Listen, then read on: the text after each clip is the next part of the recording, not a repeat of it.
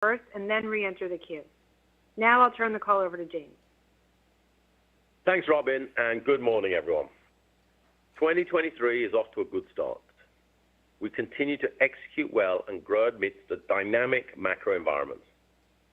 We like to say we have an all-weather strategy, one that enables us to thrive no matter what's happening in the world. We pursue excellence globally with an eye towards winning locally as a system. And our brand investments continue to create value for our customers and consumers, leading to our ability to drive quality growth for our stakeholders. Today, I'll discuss our first quarter performance and provide some perspective around today's global consumer and macro environment. I'll then reiterate why we are confident in our ability to deliver on our guidance for the full year. And finally, I'll elaborate on how the actions we're taking set us up for success in any environment and how we're driving resilience for our business and continued growth in 2023 and over the long term. John will then discuss our results and go into more detail on the 2023 outlook. In the first quarter, pandemic restrictions in parts of the world relaxed and many supply chain pressures abated. At the same time, inflation and geopolitical tensions persisted, and new concerns emerged around the stability in the banking sector and the magnitude of the potential squeeze on consumers. In the face of these factors, we continue to generate momentum as investments in our brands got the year off to a positive start. We remained focused on creating value by meeting the needs of our customers and consumers. We delivered 12% organic revenue growth in the quarter. This was primarily driven by pricing actions across markets and revenue growth management initiatives to retain and add consumers. We also delivered volume growth of 3%, which is in line with last year versus 2019. We saw growth across developed as well as developing and emerging markets, and we continued to gain both volume and value share for the quarter, including at home and away from home channels. We're encouraged by this momentum and are operating the business with a focus on growth, while closely monitoring macro trends for signs of a slowdown. As we look around the world today, the consumer picture varies across our markets. In Asia Pacific, the reopening of China has led to an increase in consumer activity, but consumption is still recovering to pre-pandemic levels.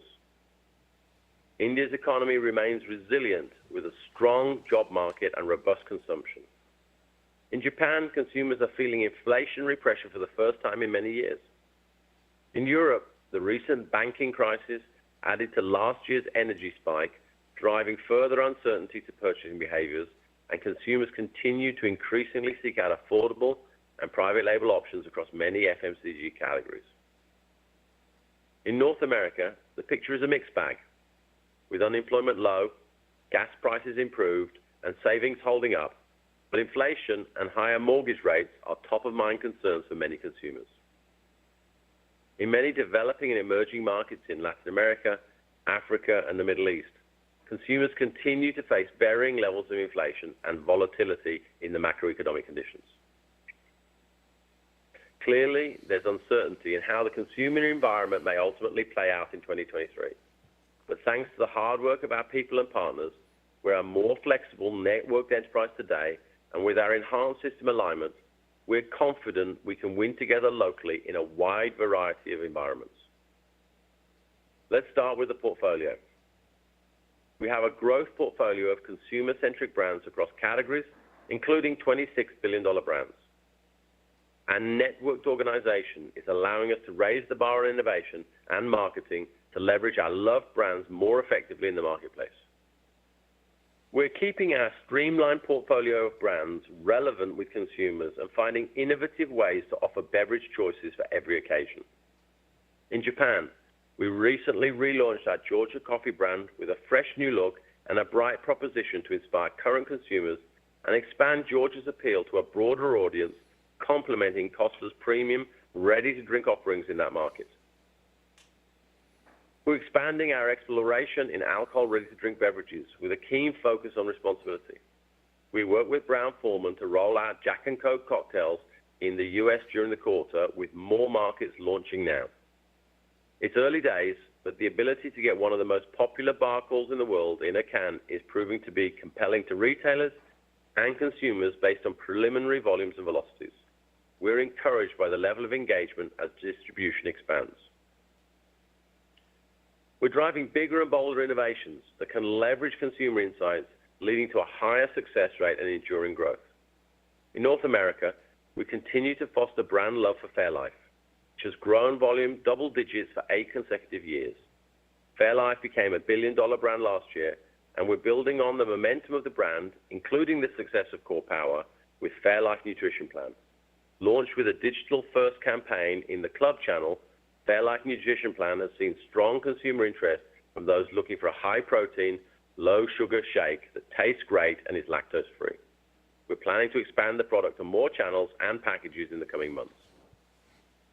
We're working with WPP, our global marketing network partner, and increasingly leveraging digital capabilities to engage consumers through passion points, personalized experiences, and collaborations.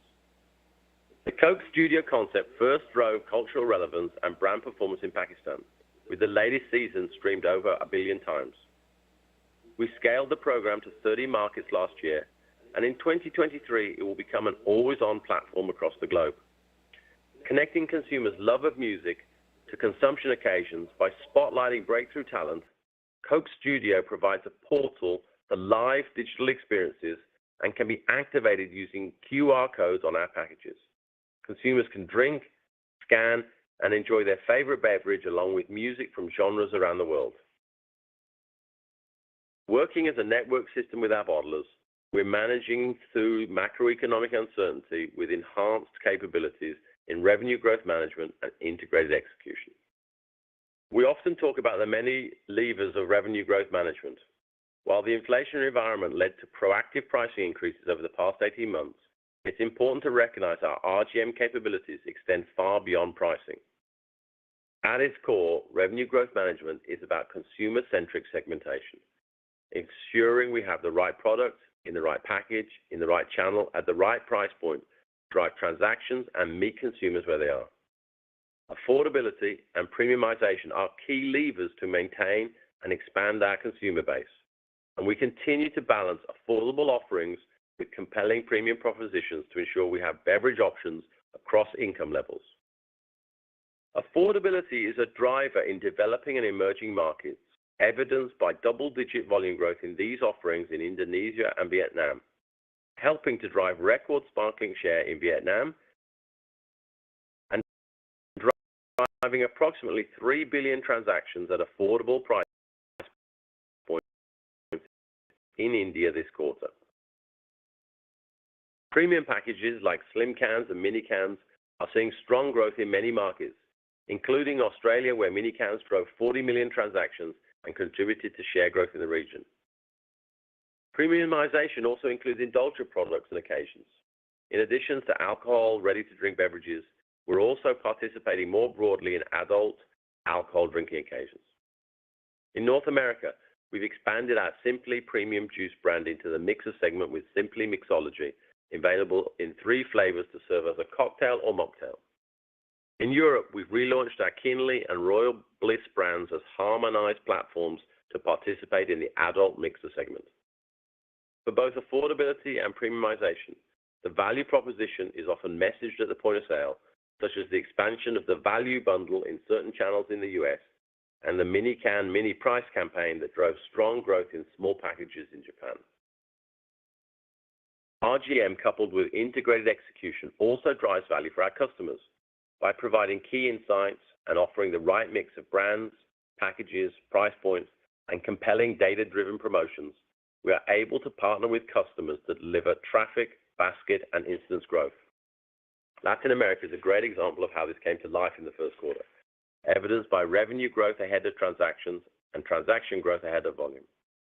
By working closely with key retailers, our system focused on the availability of cold, single-serve beverages in premium brands such as Schweppes and Smartwater. We introduced refillable packages into new channels, all while driving better in-stock levels and higher consumer traffic in-store, earning accolades from customers. Our business has largely recovered from the effects of the pandemic and remains well-equipped to navigate the dynamic macro environment and is emerging with even stronger capabilities and system alignment to deliver vibrant, long-term growth for many years to come. At the same time, our consumers also care about sustainability. While we strive to grow our business, we also want to be water positive, drive a circular economy for our packaging, and grow consumer beverage choices, including low and no-calorie brands as part of our total beverage strategy. These goals are integral to our business and beneficial for society. Our annual business and sustainability report will be released soon, including an integrated section on our World Without Waste packaging initiative. We're proud of what we've accomplished so far, recognize there is still opportunity ahead, and continue to lead as well as act collectively with other key stakeholders to drive progress on this agenda. I encourage you to learn more about how we're progressing against our targets across various sustainability pillars and priorities to refresh the world and make a difference. Before I hand over to John, I'd note that it's early in the year and there's a fair amount of uncertainty around the operating environment ahead. But our first quarter results give us increased visibility to deliver on our full year 2023 guidance. We're executing more efficiently and effectively on a local level, maintaining flexibility on a global level, and continuing to reinvest in the business and build the system for the long term. In short, we're expanding the sphere of what we can control. We're well prepared to respond with speed to changing market dynamics as we've demonstrated that we can do. By staying clear on our purpose and remaining consumer-centric, we continue to execute to deliver sustainable long-term growth. With that, I'll turn the call over to John. Thank you, James, and good morning, everyone. We've had a good start to the year with strong first quarter results. Starting with the top line, we grew organic revenues 12%. Unit cases grew 3% with broad-based growth across most markets, driven by investments in the marketplace. Concentrate sales were 2 points behind unit cases for the quarter, primarily driven by timing of concentrate shipments and one less day. Our price mix growth was 11% for the quarter. Much of this was driven by carryover pricing coming into the base from last year, along with some new pricing actions across operating segments, as well as revenue growth management initiatives and favorable channel and package mix. Comparable gross margin for the quarter was up approximately 120 basis points, driven by underlying expansion and a slight benefit from bottler refranchising, partially offset by the impact of currency.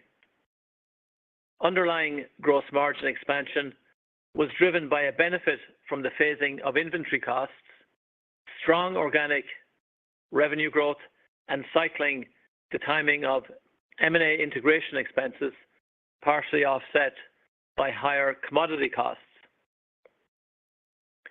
Comparable operating margin expanded approximately 40 basis points for the quarter. This was primarily driven by underlying operating margin expansion due to robust top-line growth across operating segments, partially offset by increased marketing investments and higher operating costs. Putting it all together, first quarter comparable EPS of 68 cents reflects an increase of 5% year-over-year, despite higher than expected 7% currency headwinds. Free cash flow was negative by approximately $120 million in the quarter. This was largely attributable to the timing of working capital initiatives and the previously discussed M&A-related payments that took place in the quarter. Our underlying cash flow generation remains strong, and we feel confident in our cash flow agenda and full-year outlook. Our balance sheet is fit for purpose to support our growth agenda, and our net debt leverage of 1.8 times EBITDA as of the end of the first quarter is below our targeted range of 2 to 2.5 times. Our capital allocation priorities remain the same. We continue to invest to drive long-term growth and to deliver dividend growth for our shareowners, as evidenced by the 5% dividend increase announced in February. We remain mindful of maintaining our financial flexibility amidst the ongoing tax dispute with the IRS, We are currently waiting for the tax court to render its final opinion in the case, allowing us to move forward with the appeals process. As previously discussed, we intend to assert our claims on appeal, vigorously defend our position, and believe we will ultimately prevail. We will continue to keep you updated. As James mentioned, we are encouraged by our first quarter results and are harnessing what we can control to remain resilient in the face of a volatile operating environment. We remain laser-focused on top-line-led growth, as well as the endurance of the bottom line, and will reinvest in our brands with more rigor and discipline, using the refreshed resource allocation framework we discussed at CAGNY. This approach enables the enterprise to prioritize and put more focus behind the country and category combinations that can deliver the best return in the near term, while fueling steady progress on our total beverage strategy over time. It also allows us to be more dynamic and to adapt quickly. For example, in emerging markets where commercial beverages are still a small part of daily consumption, we're leading with core sparkling and juice drinks propositions. In developed markets where consumers are looking for more beverage choices, we're investing behind a broader portfolio of brands and categories, including value-added dairy, enhanced water, tea, and coffee. Despite the global macro picture remaining uncertain in the months ahead, our planned investments and operational strategy will support the momentum we've seen early in the year and give us good visibility to deliver on our 2023 guidance. This guidance is comprised of organic revenue growth of 7 to 8%, primarily led by price mix amidst the ongoing inflationary environment, comparable currency-neutral earnings per share growth of 7 to 9%. Based on current rates and our hedge positions, we are reiterating our currency outlook of an approximate 2 to 3 point headwind to comparable net revenues and an approximate 3 to 4 point currency headwind to comparable earnings per share for full year 2023. Inflationary forces are moderating in some respects. Spot prices have come down in oil and freight rates are more favorable. That said, many commodities we're exposed to have been sticky, and we have some advantageous hedges that will be rolling off to less favorable rates during the year. Based on current rates and hedge positions, we continue to expect per case commodity price inflation in the range of a mid-single-digit impact on comparable cost of goods sold in 2023. Additionally, we expect wages and inflation in media will continue to remain elevated. Despite the increase in the first quarter effective tax rate, we continue to expect our underlying effective tax rate to be 19.5% for 2023. All in, we are reiterating comparable earnings per share growth of 4 to 5% versus $2.48 in 2022. We expect to generate approximately $9.5 billion of free cash flow in 2023 through approximately $11.4 billion in cash from operations, less approximately $1.9 billion in capital investments. I would like to remind you that included in cash from operations are two discrete items related to, one, transition tax payments, which will take place in the second quarter, and two, payments associated with M&A transactions. Excluding these, our implied free cash flow conversion would be within our long-term guidance. This guidance does not include any payments related to our ongoing U.S. income tax dispute with the IRS. Overall, we don't expect the tax dispute to have a bearing on our ability to deliver on our capital allocation agenda and drive long-term business growth. There are some considerations to keep in mind as it pertains to our guidance. We expect price mix to moderate through the year as we cycle our pricing initiatives from the prior year. The discrete gross margin benefits related to the phasing of inventory costs and cycling the timing of M&A integration expenses this quarter are unlikely to repeat. Given the ongoing backdrop of rising interest rates, we expect to see higher net interest expense given our effective exposure to floating rate debt. And finally, due to our reporting calendar, there will be one additional day in the fourth quarter. With a quarter of good results to start the year and our focus on driving top-line-led growth in any macroeconomic environment, we are well positioned to compound quality value by delivering on 2023 guidance. Our network structure and aligned system are enabling us to deliver on our three key objectives: pursuing excellence globally and winning locally, investing for the long-term health of the business, and generating US dollar EPS growth. The strength of our people and great partnerships with our bottlers around the world give us confidence in our ability to win with consumers in the marketplace and deliver value for our stakeholders. With that, operator, we are ready to take questions. Ladies and gentlemen, to ask a question, you'll need to press star one on your telephone. To withdraw your question, please press star one again. In the interest of time, we ask that you please limit yourself to one question. If you have any additional questions, you may rejoin the queue. Our first question comes from Dara Mohsenian from Morgan Stanley. Please go ahead. Your line is open. Hey, guys. So first, just a detailed question. You guys obviously started out with a pretty robust initial outlook for org sales of 7-8% for the full year in 2023. Obviously, a strong start in Q1. You kept that full year guidance. So just can you give us a sense, did Q1 come in better than you expected? Was this more expected?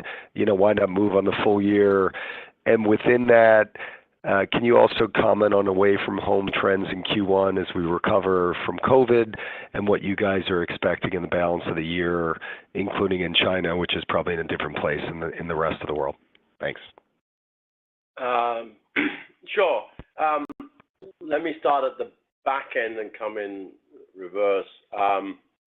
So yes, China opening up, certainly a pattern of consumer behavior, not unlike when US, Europe opened up. So there has been a resumption in consumer activity. There was a rebound of consumption in Chinese New Year, which obviously fell in the first quarter.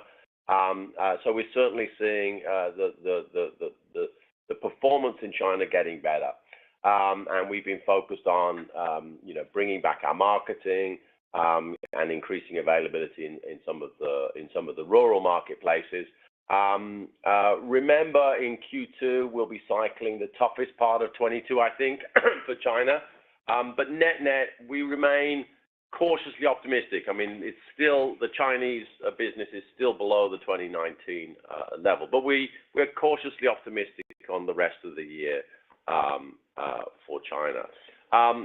The other part of Q1 and the away from home, as much as it seems incredible to remember, Q1 last year we were still talking about Omicron, and not everywhere was opened up. So we are seeing in the first quarter of this year additional strength in the away from home business. So take the US as an example.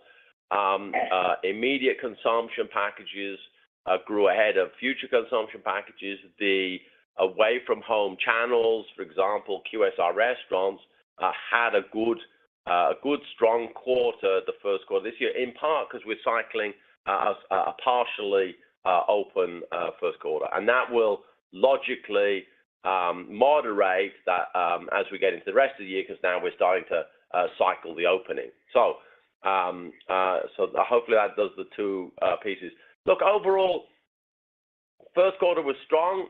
It was certainly within the bounds of what our expectations and our plans. We talked very much in February about how we expected to be able to focus on, having volume growth, continuing to build the franchise of our beverages across the whole year, but expecting to see pricing moderate from what was similar levels to Q4, which is what we see in Q1, back down to sort of more normal levels by the end of the year.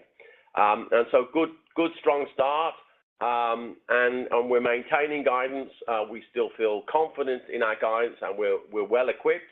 The outlook has a degree of uncertainty in it that's, I think, more elevated than pre-COVID. Obviously not COVID-driven, but there's plenty of uncertainty out there in terms of the direction of travel, of inflation, both the consumer's reaction to it and the input side.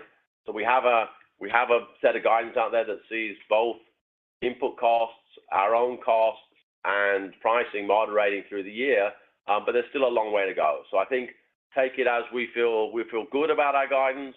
There's a lot left to manage. We have a good strategy, and we're certainly focused on this kind of all-weather results as we go into the rest of the year. Our next question comes from Lauren Lieberman from Barclays. Please go ahead. Your line is open. Great. Thanks so much. One of the things that stood out to me this quarter was the profitability in North America. So I was just curious if you could comment on that. It looked like margins kind of reached toward a new high water mark, and I was just curious how much of that, if there was anything one time or if it has to do with portfolio mix and realization of pricing. Thanks. Sure. Do you want to do it, John? Sure. Thanks, Lauren. Yeah, on the back of what James just said, strong start to the year. We expected in Q1 to see North America coming out the gates, given the carryover pricing that we knew would be a tailwind for the quarter. We also saw benefits from immediate consumption being strong through the quarter. And as we look to the rest of the year, we continue to keep in mind our ongoing objectives to expand margins. But Q1 was, let's say, we came out of the gate strong. We knew we would, and we look to the rest of the year in line with what James is saying, to moderate as we get into the back half of the year on the pricing front, and to continue to be laser focused using our RGM work to stay with the consumer. So feel good about the start. Rest of the year is looking positive, and yet we'll take into account, I think, some of the trends we're seeing on the macroeconomic and consumer front, and manage that environment with the various levers we have. Our next question comes from Bonnie Herzog from Goldman Sachs. Please go ahead. Your line is open. All right. Thank you. Good morning, everyone. I had a question on your business in Europe. Organic sales in the quarter were incredibly strong, up 23% on a tough comp. So just curious if you could help us, unpack this a bit more, maybe touch on the resilience of the consumer, how big of a factor the mild winter was, and then, were there any countries within Europe that were particularly strong, for instance? Thanks. Yeah, thanks. Thanks, Bonnie. Look, firstly, EMEA is more than just Europe. That's the first key point. It includes some countries that had some near hyperinflationary effects, so Turkey, and there's an impact in the first quarter of high inflation in Turkey, which has kind of pushed the price mix up more than would be normal. Secondly, of course, there's some carryover pricing from the inflationary burst that happened in kind of the European Union, throughout the UK last year, and that will moderate as we go over 23, as is likely to be the Turkish inflation. There's some There's some mixed benefits of Western Europe having, as you said, a relatively mild winter. And so despite the pressures on purchasing power, actually Western Europe had a very good first quarter, and that's good in its own right, but it's also good in a mix effect within EMEA. So kind of everything did pretty well. A number of the other Middle Eastern and African countries did well, perhaps all with the exception of Nigeria. So it was a strong overall result, lots of mix in there, and as I said, a bit of an inflationary effect between carryover and turkey that will moderate in the rest of the year. Our next question comes from Bryan Spillane from Bank of America. Please go ahead. Your line is open. Thanks, operator. Good morning, guys. John, I wanted to just touch back on some of the gross margin comments you made earlier, and I guess looking at the slide deck, right, there was about 140 basis points of gross margin benefit, underlying gross margin expansion in the quarter. Can you just give us some sense of how much, I guess, the inventory phasing and the lapping of the M&A integration costs, just how much of the stuff that I guess is kind of more one-time impacted that 140? And I guess as we're thinking about pricing, fading through the year, would we be kind of more looking at kind of flattish, maybe gross margins as we move through the balance of the year? So if you could just kind of give us a little bit more color on those items, be helpful. Thank you. Yeah, thanks, Brian. So of the 140 basis points, you're correct. The included in that is the one time on the inventory and the cycling of M&A. It's about half of that. The other half comes mainly from the carryover price and some favorable price mix in the quarter. So as you think about the rest of the year, I would keep in mind the following. As I just mentioned with North America, I think it's across the board moderation on price, both rate and frequency. I think a greater use of our RGM levers to help to stay with the consumer as we see the consumer in different states and different parts of the world. We'll have some FX headwinds similar to what we had in Q1 throughout the year. Is our current expectation. We'll have an extra day in the fourth quarter, and so I'd keep in mind that we have implicit in our long-term algorithm a ongoing objective to expand margins, and that remains very much the focus. But you take those items into account for the rest of the year as you think about 2023 full year.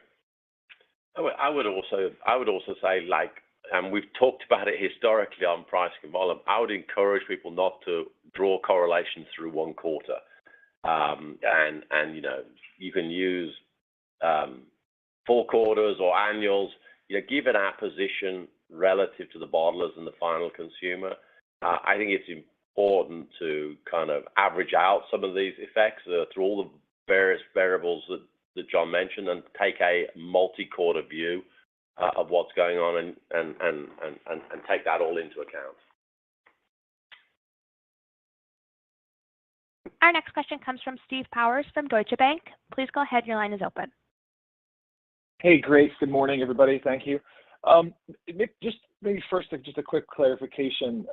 John, I think as the year started, you had talked about an expectation of bottom line or below the line deleverage on higher interest costs and the like. This quarter, we saw that work in your favor just because of the higher other equity income, and just wanted to get an update as to whether you still expected deleverage on the year or if the first quarter changed that outlook. My broader question is back to revenue growth management. And James, you talked about affordability versus premiumization, which has been a theme. I was wondering if you could maybe frame what percentage of the portfolio today is what you classify as affordable versus premium, how those cohorts are growing relative to the totality, and just the relationship between the two. Like, would you still be pursuing the affordability opportunity as aggressively if you didn't have the premiumization lever working for you? Are those two things related in your mind, or are they mutually exclusive? Thank you. Do you want to start? Yeah, let me take the first part, Steve. Just as you said, the first quarter we did benefit from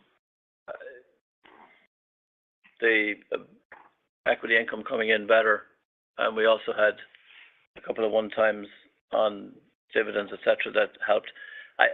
For the rest of the year, there's no significant change in what we've guided on interest expense. You can expect Q2 and Q3 relative to prior year to be higher impact, given that we really saw the step up starting in Q4 of last year. So we still, for the full year, expect the same quantum of deleverage as we had indicated in our February guidance. Perhaps I'll take the RGM bit, Steve. I'm not sure I would attach a percentage to it globally. I'm not sure it drives relevance. I think a couple of thoughts, though. One, clearly, as over time there has been an increase in disparity of income in any given country, the need to match the consumer across a broader range of price points has gone up. So you see both more opportunity and more need to have a foot in affordability and the other foot in premium. And so both of the ends of the spectrum have been going up over time as we seek to meet the consumers where they are and where their pockets are, and allow them to stay in our franchise. So see it as a need to do more of both. Obviously, what's affordable and what's premium in the US might look different than it does in Africa or China or Western Europe, but the direction of travel is more of both. And the mechanic of delivering on them, again, is different by countries. In Latin America, it might be with a refillable PET bottle to get down to affordability. In the US, it might be certain package sizes or the level of promos in some of the modern trade channels. Again, premium might look different. It might be returnable glass in Spain, and it might be different categories, for example, Fairlife in the US. Our next question comes from Andrea Teixeira from JP Morgan. Please go ahead. Your line is open. Thank you. Good morning. James, I appreciate your comment on the puts and takes, especially with the away from home and the easy comps for the QSRs in the U.S. in the first quarter. We have been seeing some retailers talk about the weather and also seeing companies talk about weaker recent trends, in particular in the U.S. In March. I know to the extent you normally don't give us the exit rate, but particularly now as we see these puts and takes, and of course your guidance doesn't really imply a continuation of the trends that you saw in the first quarter. So I think obviously this start is a pretty good start and give us some more confidence on the rest of the year. But perhaps talk about these puts and takes and the easy comps in Asia that you alluded to. Thank you. We're 2 weeks into the second quarter, so I think that I don't think there's anything particularly productive in it. I mean, they weren't out of the park results in the first couple of weeks, but there was some worse weather in India and the US and the shift of Easter. So I don't think one can draw a lot from a couple of softer weeks in the first 2 weeks of April. The performance through the quarter was good. There wasn't a major ski slope from January through to March, and so I think I think that we saw continued strength. I would encourage people as they look out for the rest of the year and think about momentum, as I did last year, to look at some of the multi-year trends. I know last year I encouraged people to look compared to 2019 on a 3-year CAGR basis, because then that helps see through some of the reopenings and closings and all the strangenesses. I would encourage the same thing this year in the sense of, the 4-year CAGR to 2019, and see it that way. Look, there's a long way to go. We've started with strong momentum. We had it in January. We had it in March. The consumer's holding up, and we feel good about the strength of our strategy. Our next question comes from Rob Ottenstein from Evercore. Please go ahead. Your line is open. Great. Thank you very much. James, you've had some very interesting packaging innovation and digital engagement with younger consumers, trying to keep them, bring them into the CSD portfolio. Just wondering if you could give us any kind of sense of how that's developing. Are you seeing improved, brand equity scores with younger consumers, better market share? Any early signs that these innovations targeted to younger demographics, developed markets are working? Thank you. Sure. You put your finger on a kind of a nexus of a whole set of innovations. Let me just focus them in on just using Coca-Cola brand just to start with for a second.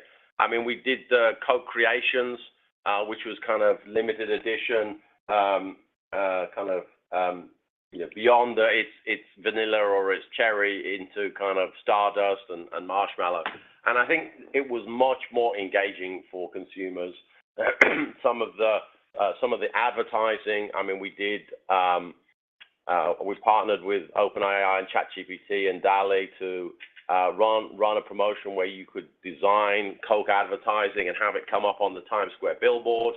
And all of that change, obviously at a bigger scale through the marketing, which has become much more digital over the last 3 years, is starting to drive a difference. So if I were to take the US, where historically we have been under-recruiting, to not say not recruiting consumers, we can see that the growth in the Coke franchise is not just being driven by increased recruitment, by increased engagement and recruitment of Gen Z. So you're starting to see an impact come through on the aggregate recruiting numbers, on the aggregate engagement with Gen Z, and the increase of Gen Z coming into the franchise. Our next question comes from Nik Modi from RBC Capital Markets. Please go ahead. Your line is open. Yeah, thank you. Good morning, everyone. James, I was hoping you can talk about the non-sparkling part of the business, less so from a consumer and product strategy side, but more from a go-to-market. With this whole reorganization going on in North America in particular, is there a better infrastructure, do you think, for Coke to sell the entire portfolio versus kind of historically how it's been much more kind of predominantly focused on sparkling? Any thoughts on that would be helpful.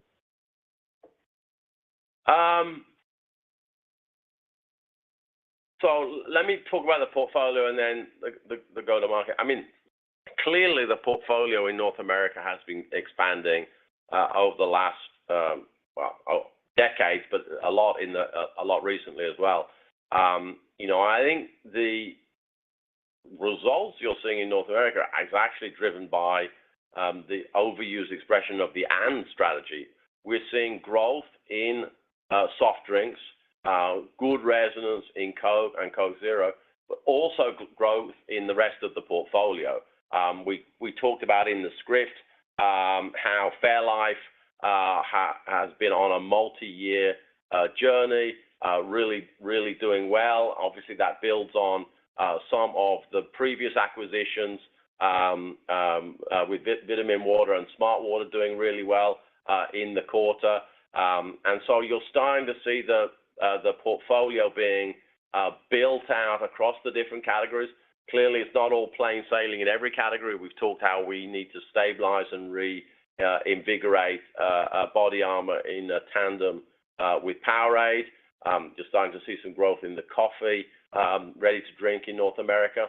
Now, all of that feeds into a set of routes to the market, which are there are multiple platforms in the US. There have been. Clearly, The biggest piece is the bottlers, largely to obviously retailers and lots of away from home channels, complemented by the chilled route and the fountain route. So I think there's much greater focus on getting the portfolio be the portfolio that works for consumers and drives a winning strategy for the retailers. And then a vastly strengthened bottling system over the last number of years through the refranchising, through great work by the bottlers in the U.S. To both increase their capability and to increase their rate of investment. Our next question comes from Peter Grom from UBS. Please go ahead. Your line is open. Thanks, operator, and good morning, everyone. So, James, I was hoping to follow up on that a little bit and just kind of get some perspective on the current trends in the sports drink category, specifically here in the U.S. I think you called out Body Armor and Powerade as being under some pressure in the release, and you just alluded to that in your response to the next question. So can you maybe just talk about the competitive dynamics in that category and kind of how you see that evolving as we look out over the balance of the year? Thanks. Yeah, sure. Obviously, we've got two brands. We've got Body Armor and Powerade. We talked on previous calls where we had not had the greatest integration into the Coke system last year on Body Armor, and obviously there's some new players and new category dynamics. We're very focused on stabilizing our portfolio and growing from here. We brought out some product innovation in the first quarter with Body Armor Flash IV. The Body Armor Sports Water continued to be the fastest growing premium water, and Powerade Zero Sugar. So we're starting to see some innovation coming through, some better marketing. There'll be some missing package formats going into the marketplace in Q2 with multi-serve, multi-pack versions of Body Armor. And so we think we can do well, as we've talked about before, with Body Armor and Powerade. It's early days, but we see some promising signs to reverting the trend by the end of the year. Our next question comes from Bill Chappell from Truist Securities. Please go ahead. Your line is open. Thanks. Thanks for slotting me in. Just follow up on the still and kind of elasticity. I mean, it seems like sparkling, you have plenty of pricing opportunity even from here, but maybe also on juice, water, kind of base level. Do you see promotions coming back in? Do you see you feel like you're running into a ceiling at some point this year in terms of pricing? Because especially as you're getting more of a middle and lower end consumer that's buying some of those products. Any thoughts there would be great. Thanks. Look, I think in recent times the elasticities on water have been stronger than they have on drinks and juice somewhere in there as well.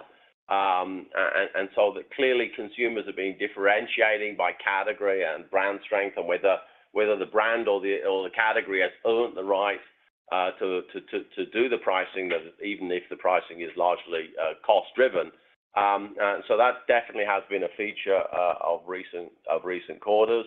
As we look out, as I said, we see pricing moderating, which means in the context of markets like the US or Europe, is a reduction in the level of off-cycle price increases.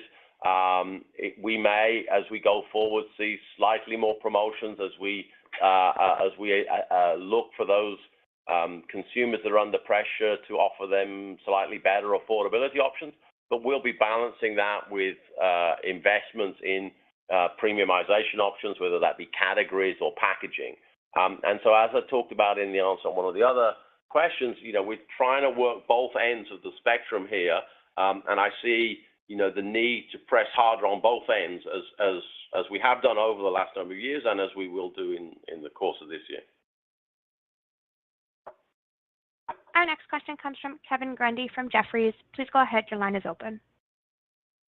Great. Thanks. Good morning, everyone. We covered a lot of ground. So a couple cleanups from me, probably both for John. Can you quantify the impact from hyperinflationary pricing in the quarter from Turkey and Argentina? I'm not sure if that's a number that you have at your fingertips. And then broadly, investment levels. I think there'd be a view in staples broadly that as gross margin improves, it'll lend itself to some degree of reinvestment. I just wanted to get your thoughts on where the organization is now in terms of its satisfaction with overall investment levels.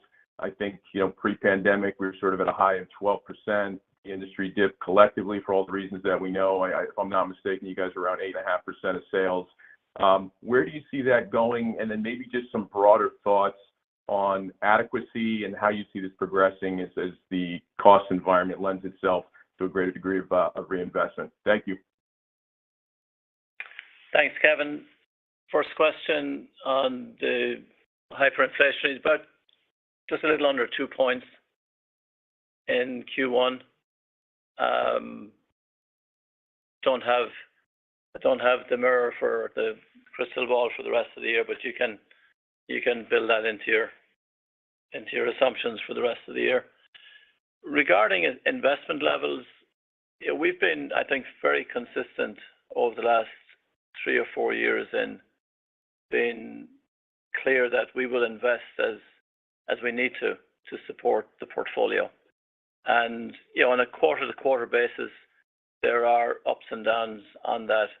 We did some really good work in 21, 22 to be able to do more with less or to do more with the same. So it's not apples to apples in that sense. I think we're getting more value today per dollar of investment than we have ever done before.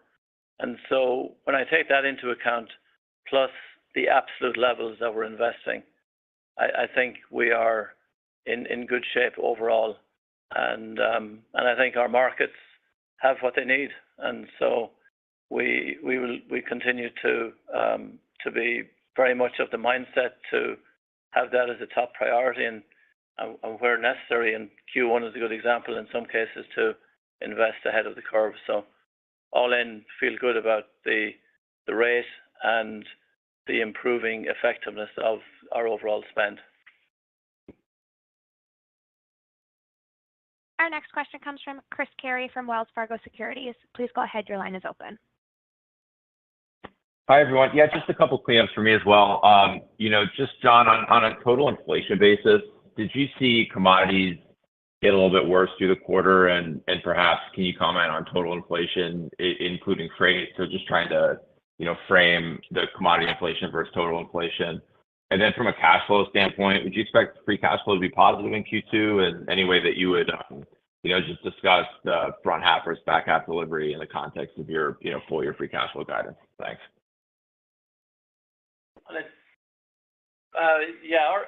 Our commodities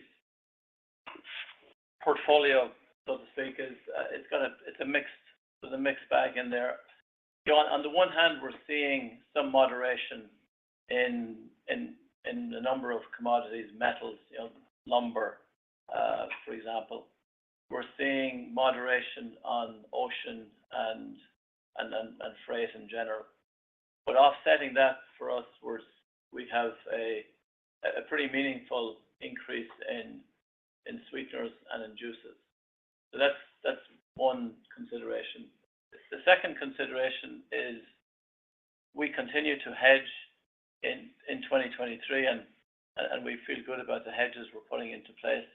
But they are cycling a set of hedges in 2022 that were more favorable.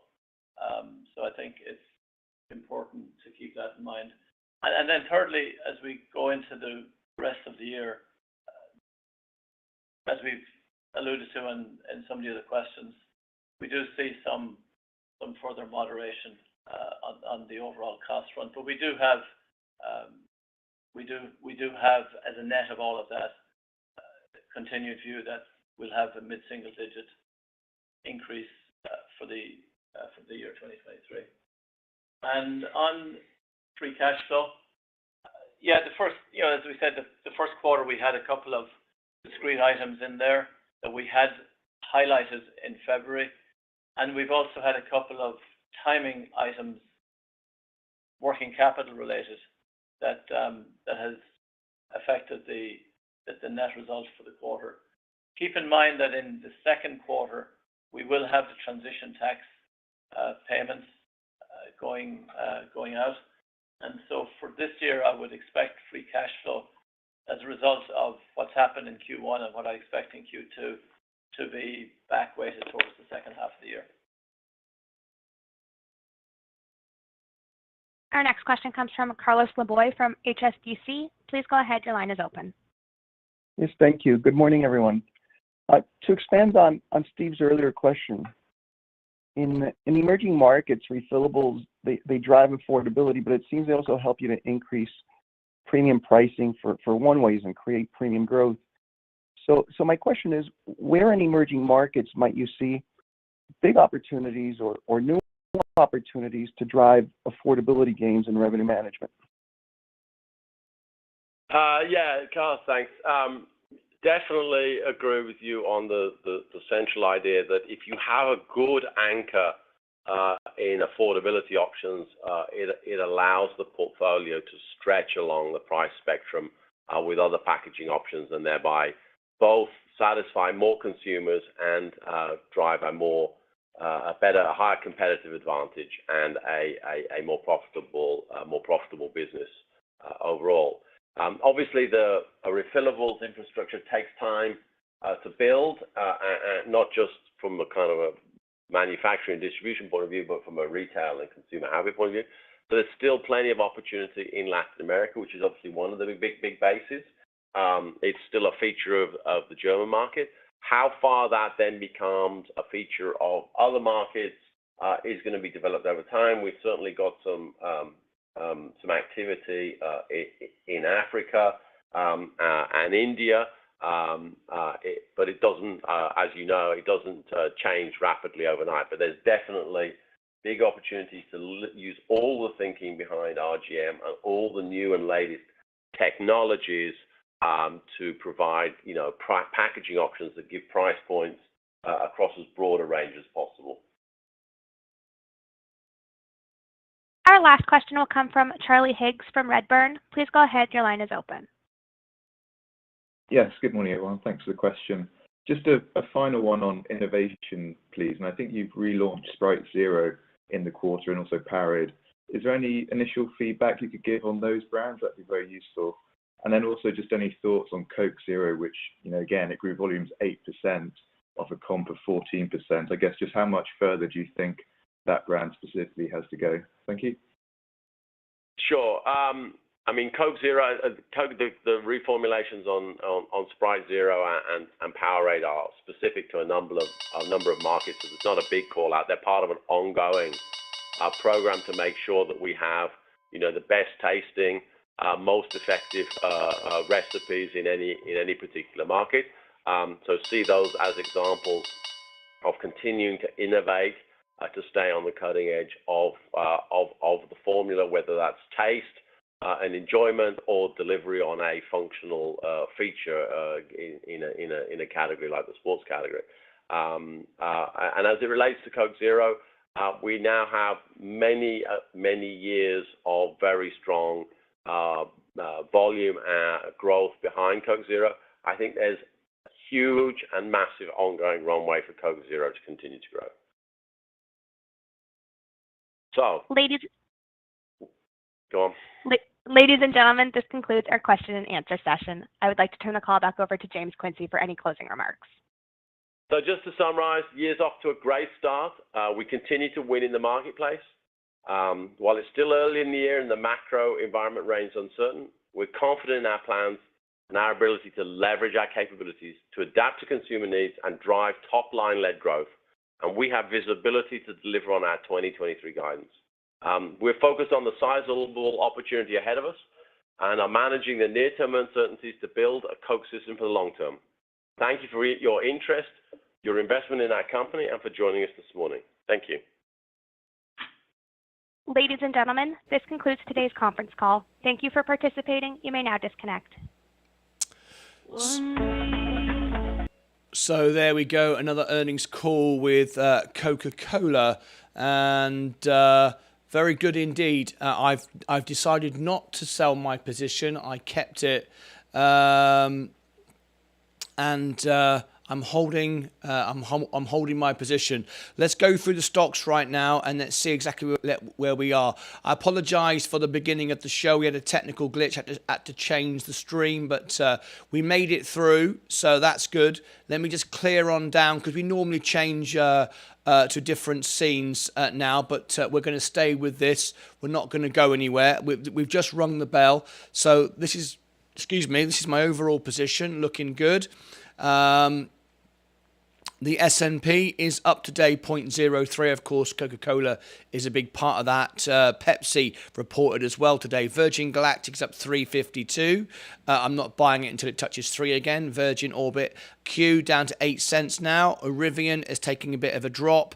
Let's go to my Roth IRA position. You can see it's I re-entered the market. I'm down 7.46. Let's check on Tesla. Tesla's taking a dive today. No surprise there. We could have sold out. We could have done that, and it could go as low as $60. I've decided, looking at my portfolio, what I will do is I will just buy it at $60 rather than selling it on the way down.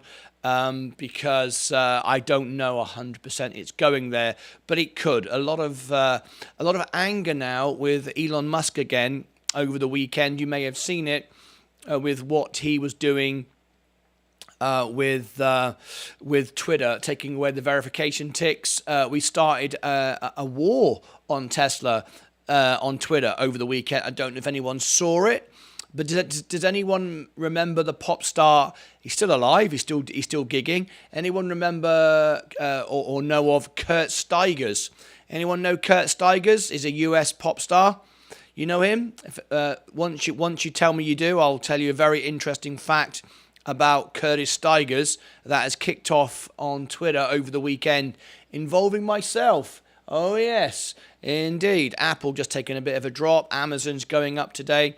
We've got all the earnings this week coming up. McDonald's, they report later on this week. They report tomorrow. They're up to date. Looking for an opportunity to enter the market there.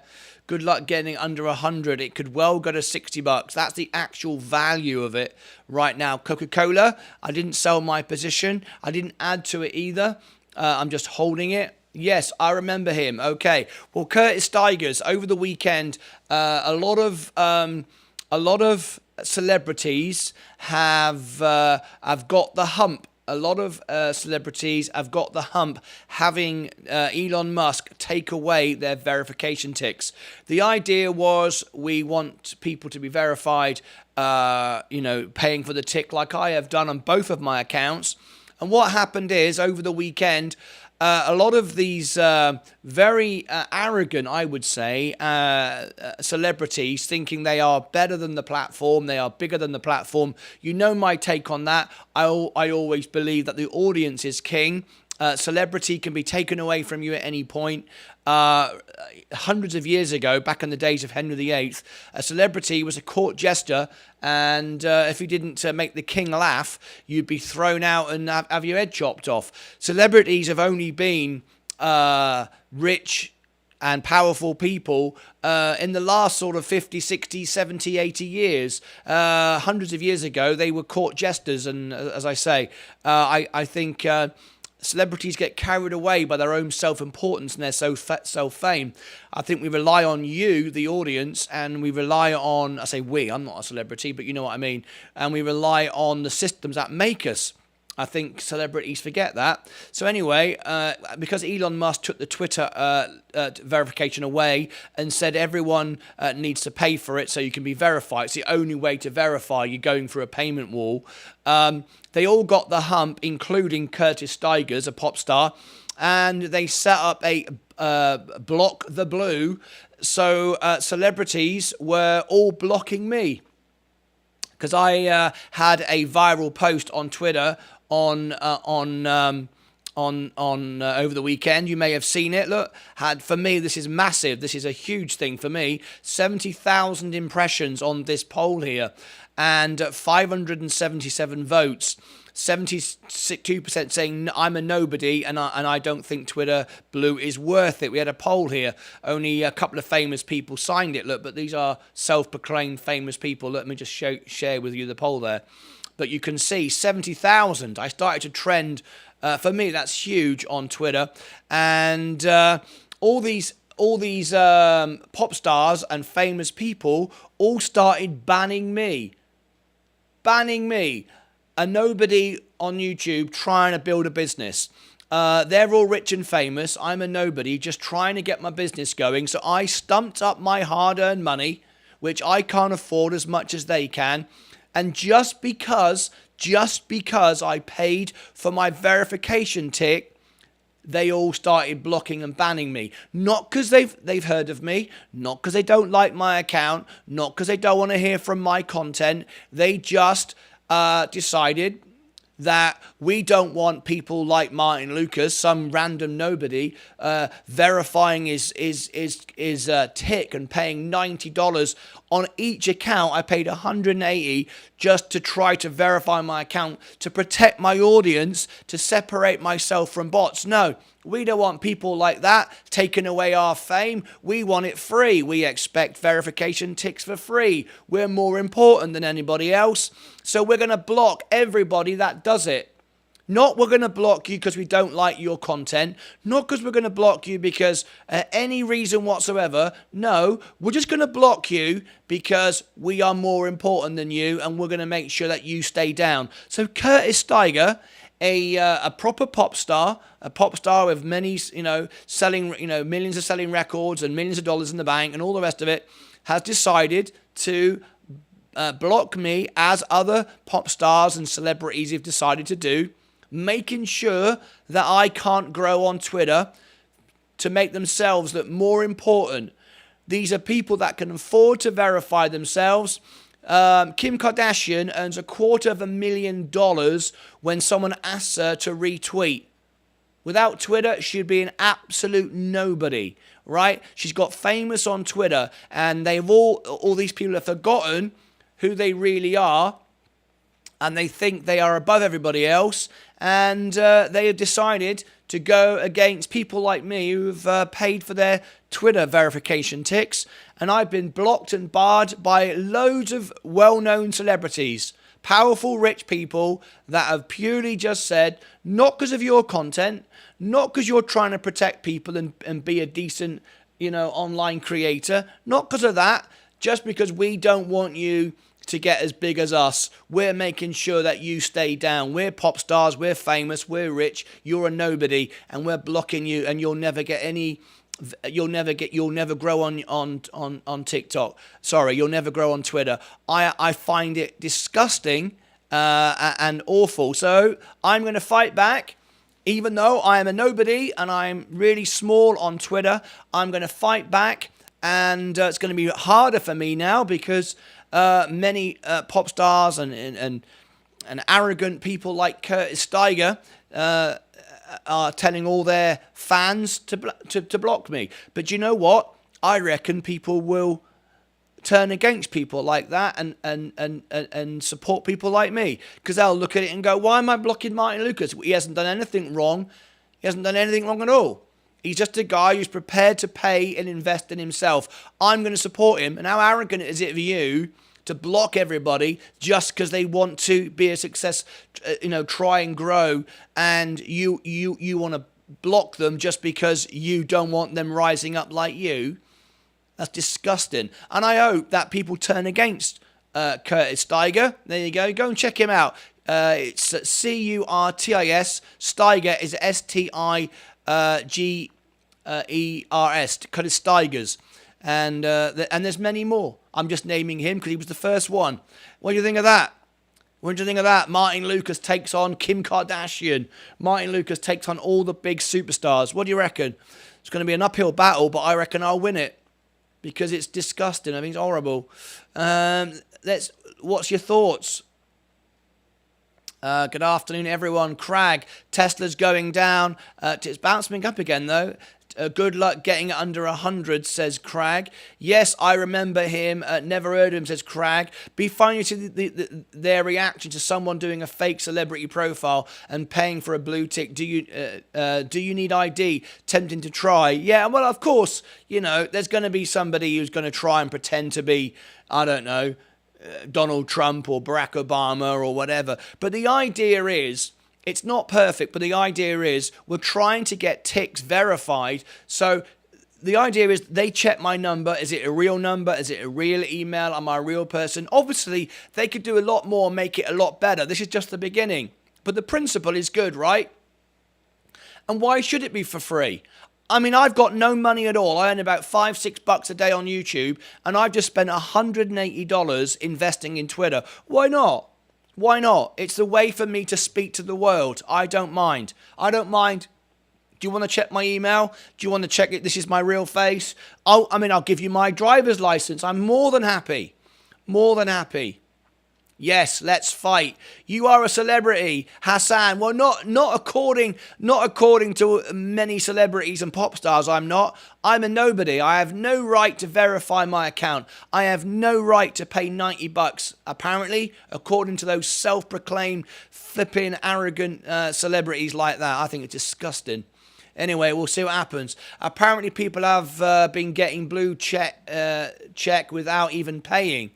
Yeah, well, yes. What has been happening due to the backlash, some celebrities have kicked up, and Elon Musk has used my money, people like me, to give celebrities, poor crying celebrities, who are all upset and sad because they haven't got their ego stroked. They're getting me, a nobody with no money, to pay for their celebrity now. So probably Curtis Steiger or Kim Kardashian will probably get their verification back because they'll use the money from me. So good luck to you. I think it's flipping horrible. Not really anything to do with you personally. It was a boycott of the paid subscription, wasn't it? Fair enough, in my opinion. Well, no, it's got nothing to do with me personally. But the trouble is, they are spreading my name around, getting everyone in their list to block me. You imagine you've got pop stars with millions of followers going, block this account, block Martyn Lucas. I know it's not personal, but it ultimately is destroying or attempting to destroy my livelihood. You are a rich, multi-millionaire person, perhaps a billionaire, and you're trying to destroy someone like me who's just trying to get going. I think it's disgusting. If you don't want to pay for it, don't pay for it. If you don't want to pay for it, don't. But if you're a multi-millionaire and you made your fame and celebrity on Twitter, bloody hell, it's $90 a year. What's it to you? If you don't agree with it, don't agree with it. But why do you go out of your way to ban people like me? Why do you try to destroy my business? Why? I think it's disgusting. It's arrogant, and it's look at me, I'm bigger than you. It's horrible. They're blocking people who are paid. Yeah, they're just blocking people. Hang on, 22. You don't know who's paid and not unless they're honest. Every single person with a blue tick mark. Look, let me show you. There's my blue tick. Look, hover over it. It says, this account is verified because they subscribed to Twitter Blue and verified their phone number, right? I paid for it. That's what it says. It says exactly the same if you are if you had it for free. So let's go Kim Kardashian. All right? Kim Kardashian, who you would assume got it, she got it because she's amazing, right? Look, it will say the same thing. Look. See? This account has been verified because they subscribed to Twitter Blue and verified their phone number. So you don't know if Kim Kardashian has paid for that. It was taken away for everyone. So she probably had to pay for it. And she probably thought, sod it, I'll just pay for it then. I don't care. Right? So she's probably a decent human being. But now, what I don't know is she part of the gang that's going around blocking me? Let me share with you. Look at this. Curtis Steigers, who's a famous guy. Look, Curtis Steigers. Right, watch. Curtis Steigers, you're blocked. Look at that. Curtis Steigers, a pop star, has blocked me. Right, there you go. Right there, look. Okay, see what I mean?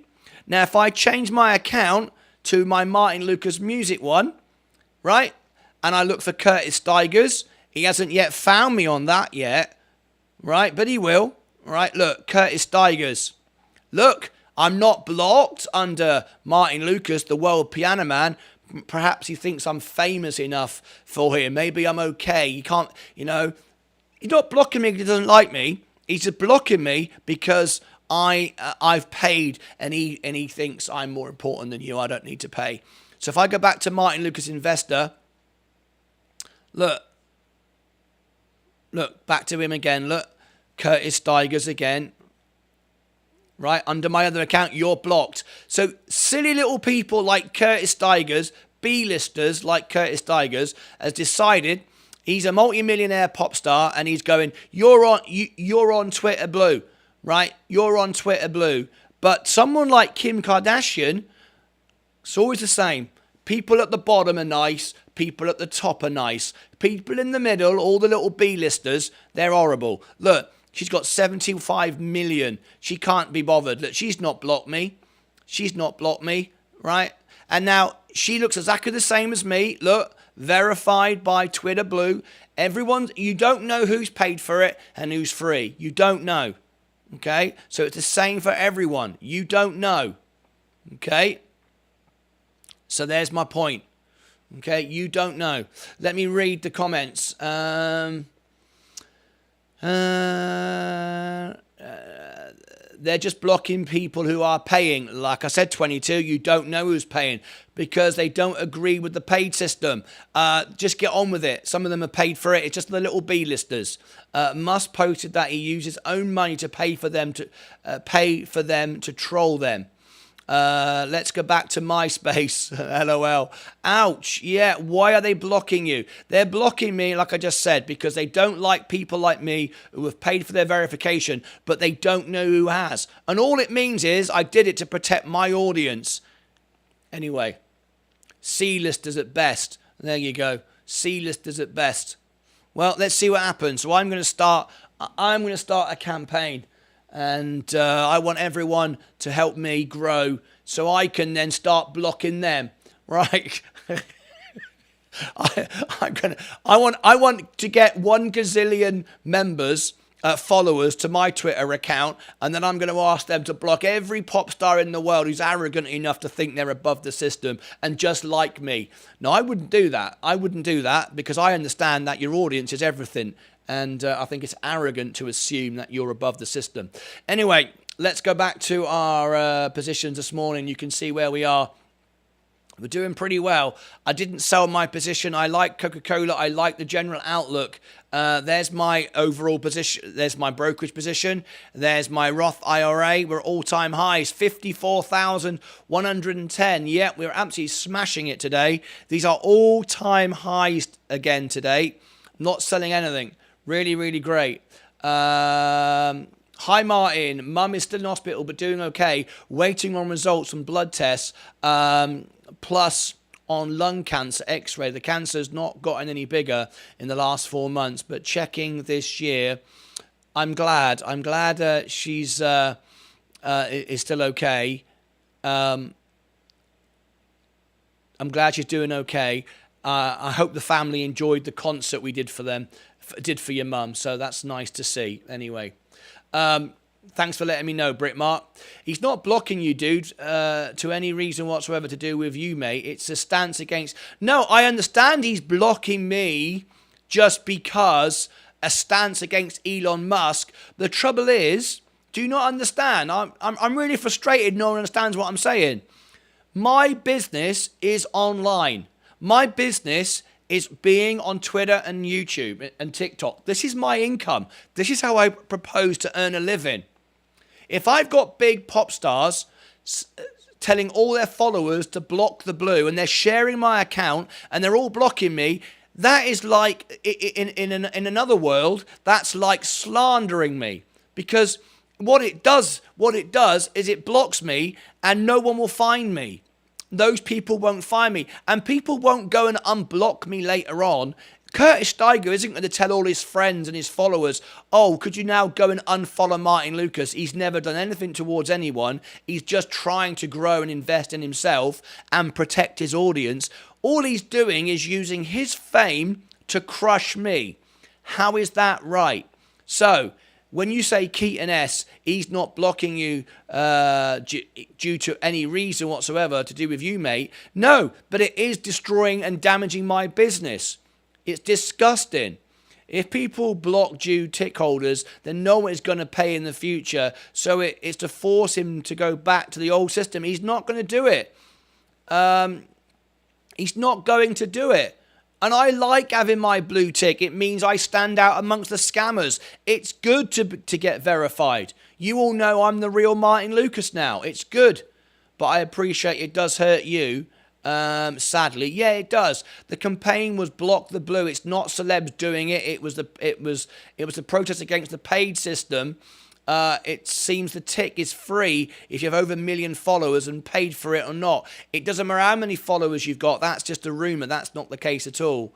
I completely understand. Actually, read the rest of the actually read the rest of the. I completely understand. Actually, read the rest of the message. I read it all. I read all the message. Okay, good. Let's go back to our stocks right now. The S&P is going up today. Very nice indeed. Virgin Galactic, I'm not buying it till it's at 3. Virgin Orbit Q being delisted. Rivian popped up a little bit. Still out with the money on it, but nice to see it go up a little bit. Tesla down 4.77. A lot of people, I think, want to sell it around the 172 area to get their money out because they expect a bigger drop. Let's have a quick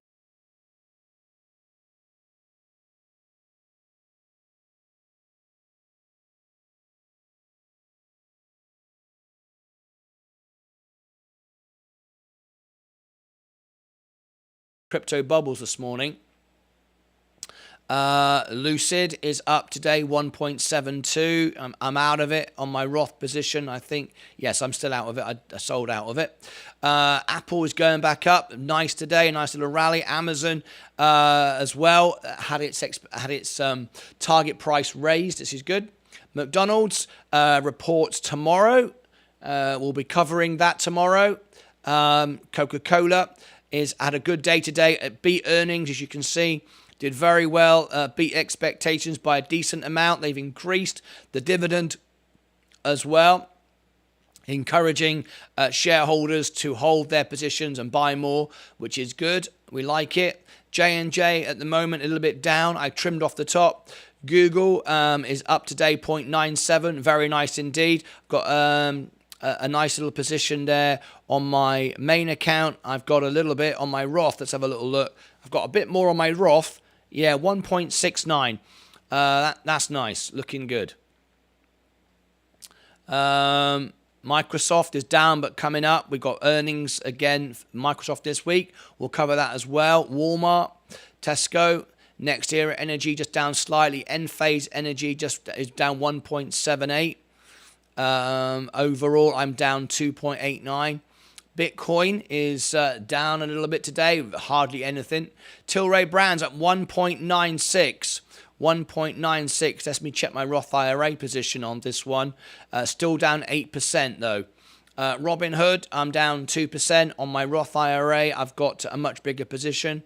There we go, down 0.75. Not buying anything today, and I'm not selling off either to take profits away to buy back in either. SoFi down 0.59. IonQ is up. I've re-entered the position, just a small position on my Roth IRA. I'm up 1.1. Let's have a look at Canoe. Ford up at 1.48. Rio Tinto is down 0.45. Meta. Let me see how many. Let me come back to my main position here. How many people have we got with us this morning? If you've just tuned in, welcome, welcome, welcome. Let me change my screen a minute. Got to change to the new screen. There we go. We had a little issue at the beginning of the show today, didn't we? We had to reset the show. Apologies for that. We've just broken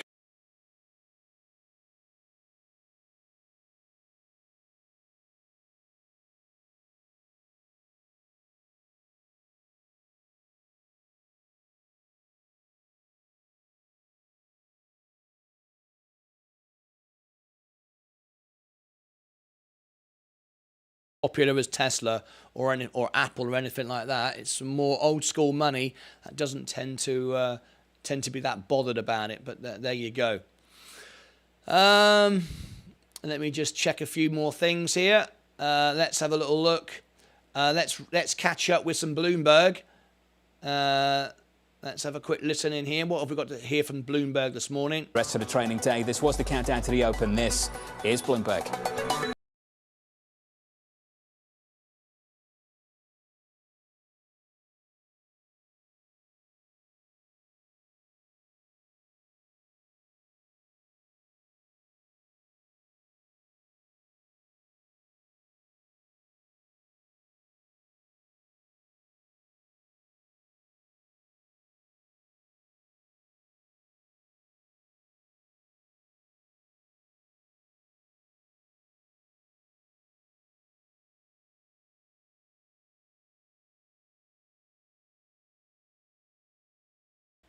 There we go. Sorry about that. I just realised I was muted.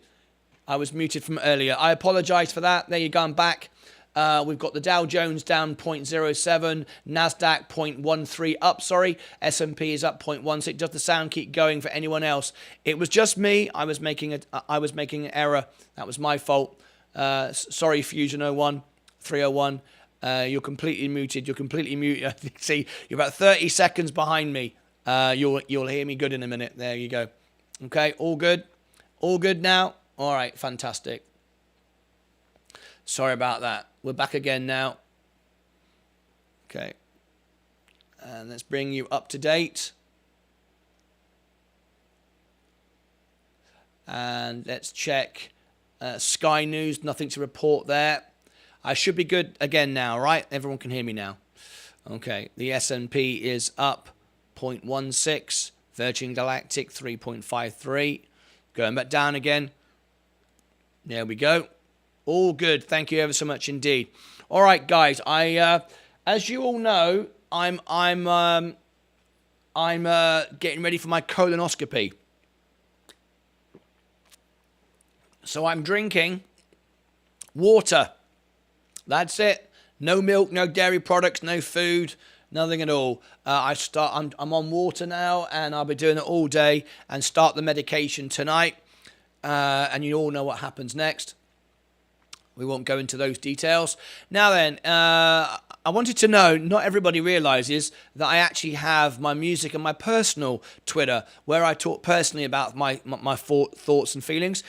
Please follow me on my personal account. My personal account is just behind, a couple of hundred followers behind my my main account. So there's my personal account. Please follow me over there as well.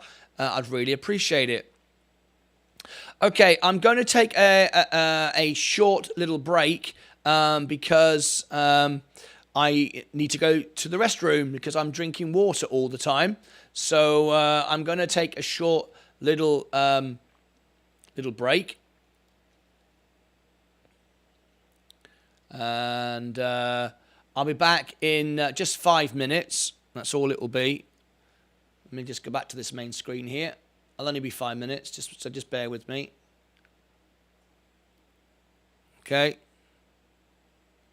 I'm just setting up the on a break screen. There you go. All right. Okay. I'll see you back in just a couple of minutes. I'm just going to go and take a short little restroom break, and I'll be back in just a couple of moments, all right? Don't go away. See you back in a couple of moments.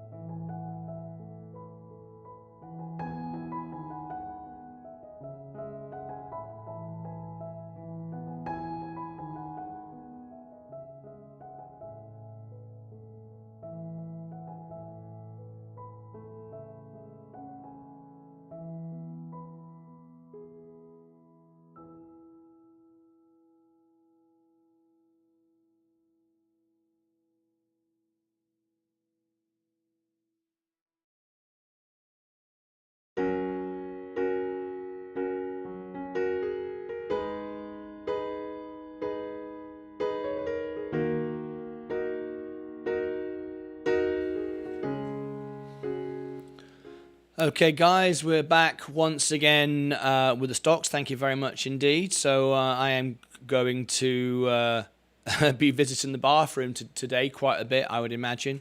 I'm drinking water and certain things all day, special drinks you can only drink.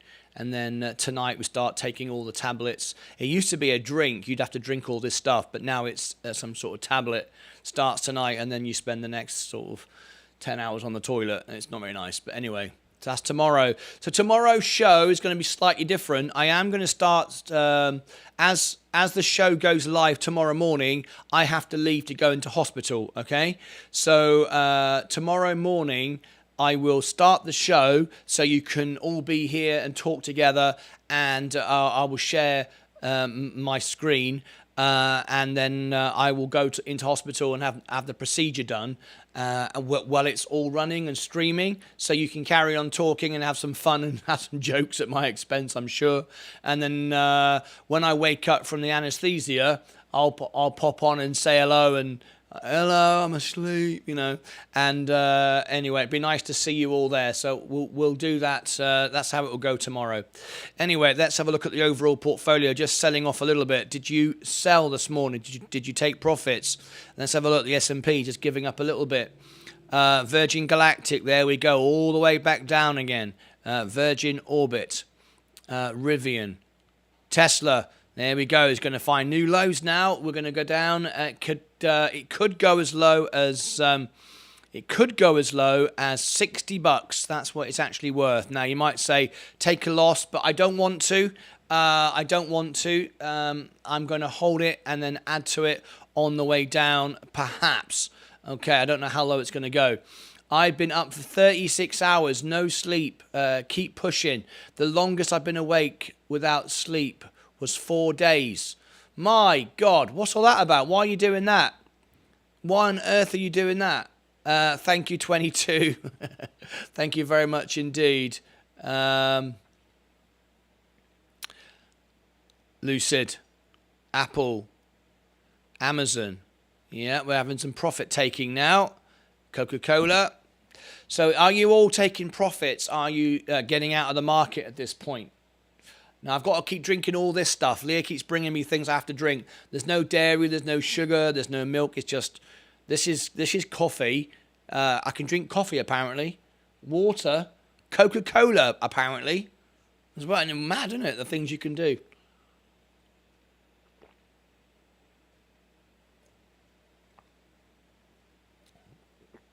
Right, that's that one done. I have to keep drinking, otherwise Leah will tell me off. Nurse Leah this morning. Right.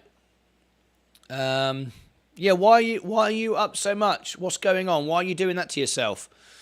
I want to know what's going on. Why would you do that? It's one of our sponsors here this morning, Sensei Crypto. Let's see if anybody did just go and follow me on my personal account. So I've got a personal account. If I change it to I had 443. Did anybody follow me this morning?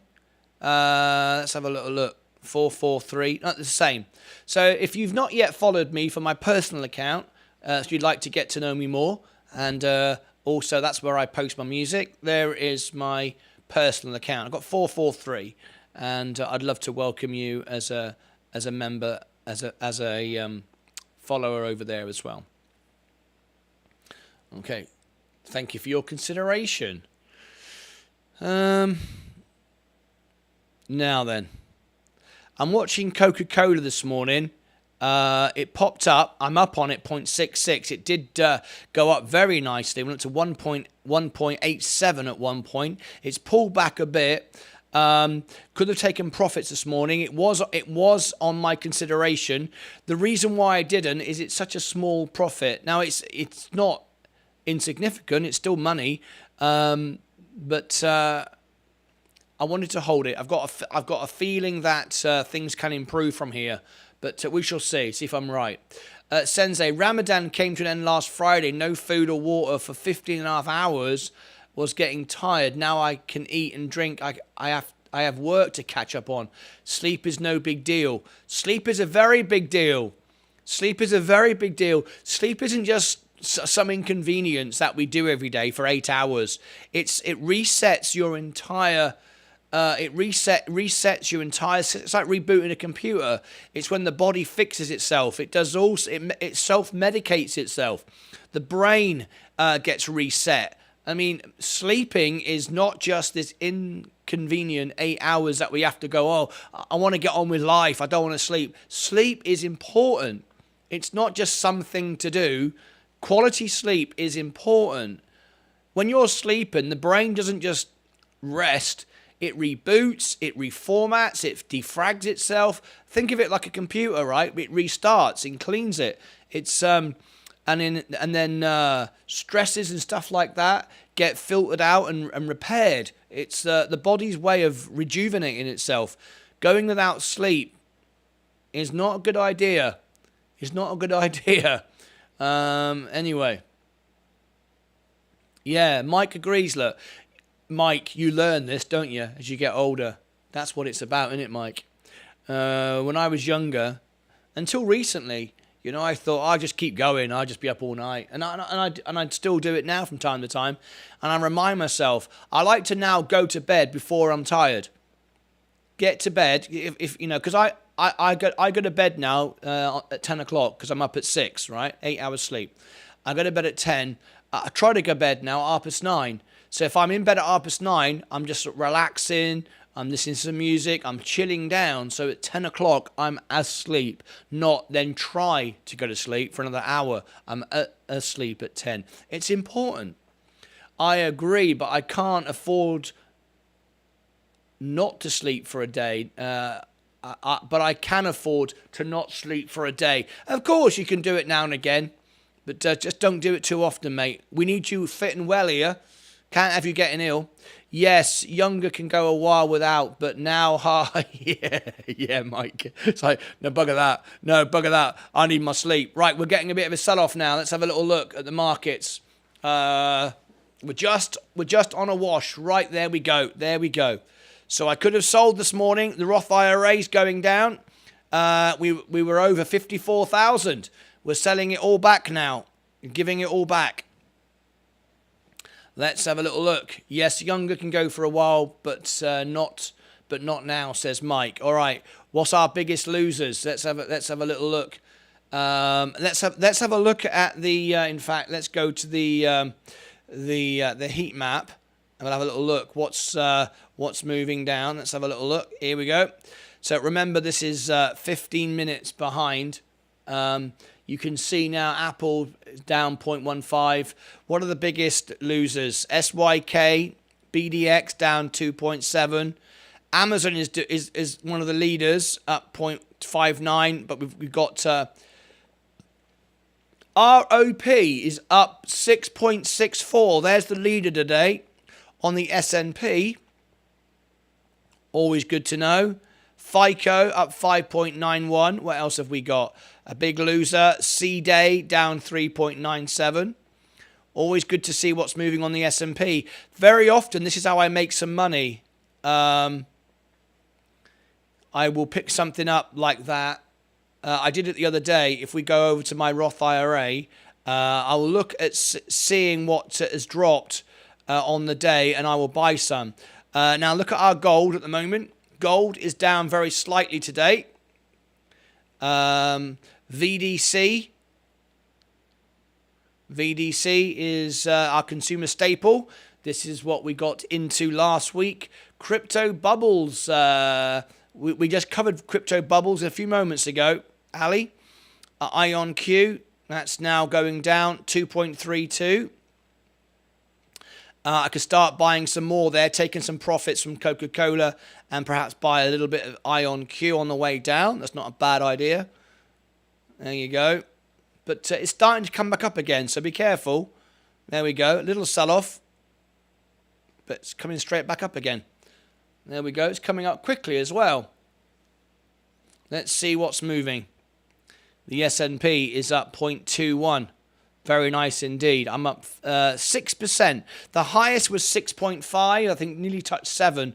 So that's not too bad. Now then, I noticed we've got 24 watching and just 15 likes. If you could smash the like button, it would really, really help my channel. A simple tap of the like button makes all the difference. So if you can tap that like button, smash the like button, please.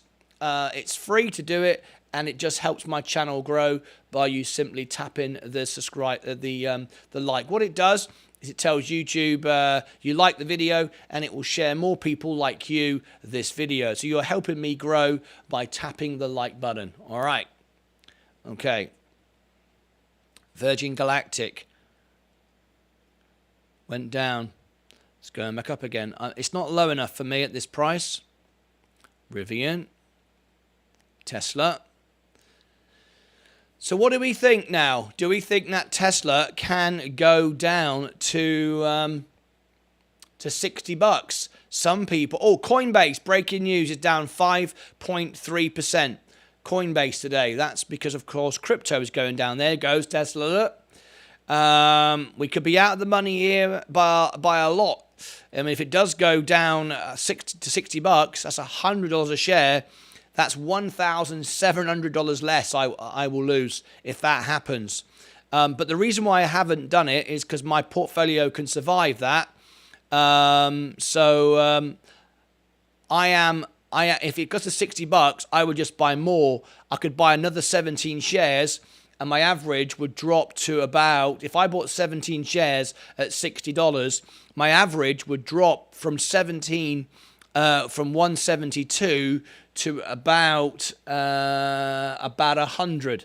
So I can fix the problem without having to sell off, and I can afford it to go down. That's why I'm not selling it.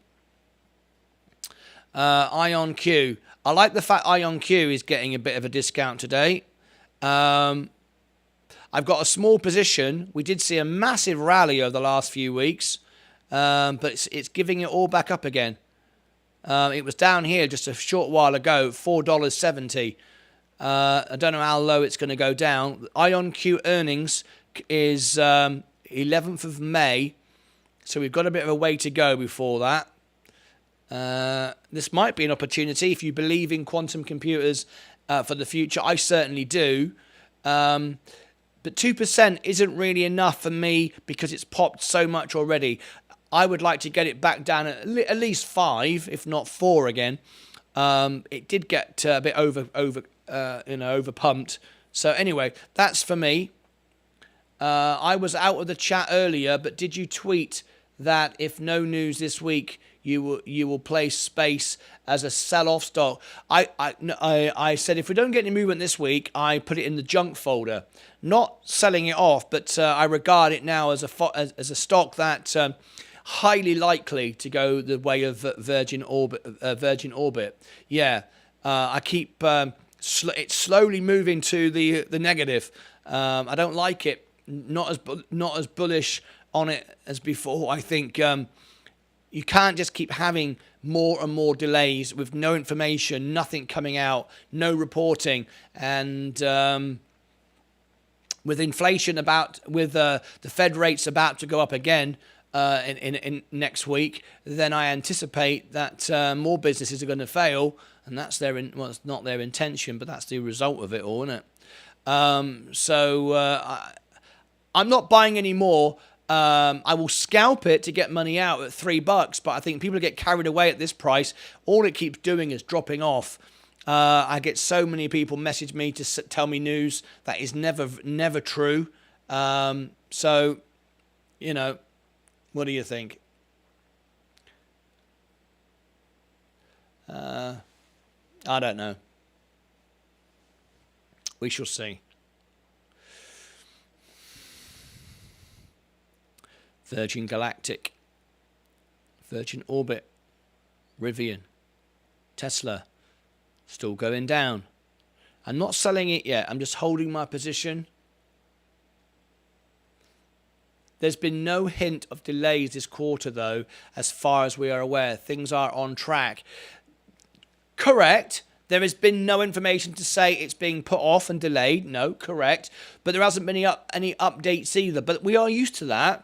I just got a bad feeling. That's all. I just got a bad feeling from the reaction and communication I'm getting with Virgin Galactic that all is not well. That's all I'm saying. That's all I can understand, all I can draw. I mean, I've got nothing else to say. That's what I'm feeling. But anyway, 163.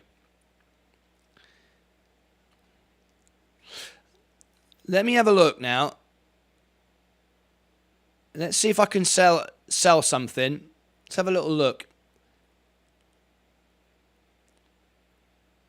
See, I haven't really got enough on my Roth IRA. That's where I'm selling stuff.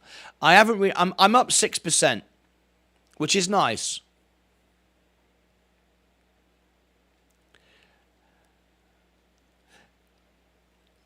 But I don't want to sell Coca-Cola here. I'm up 6%, which is good, but I don't have a big enough position, and the dividends alone, they've just increased them by 5%. I don't want to. If I had double that amount, then I would probably trim off. I mean, 17% of Coca-Cola is a lot, admittedly, but it's not that bad considering it's Coca-Cola. If it's something else, if it was Tesla, I would have trimmed it back. But if I was in profit by that amount, but it's Coca-Cola, I don't think it's the right time to trim it off. And it's only $60 a share. If I sold, I'd have to sell 3 to buy a share of Tesla, which I don't think is done yet. I think Coca-Cola's got some more room to grow, and Tesla's got more room to sell off. So I'm keeping my eye on it. I think my strategy is, if we can get Coca-Cola to start to go up again, and we can get maybe 8, 9, 10%, which we could get that. Then sell a couple of shares. Then Tesla arrives at the 150, the 140, perhaps. Then I can pick some up. If we're not going to sell Tesla and accept the loss and then buy it lower, we've got to get a decent discount. And that has to be at least 10%. At least 10%. There's no point me buying it at 5.8% where it is now. What do you think? So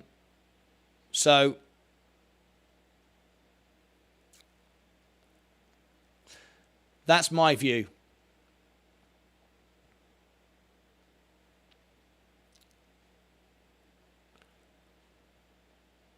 We're watching it.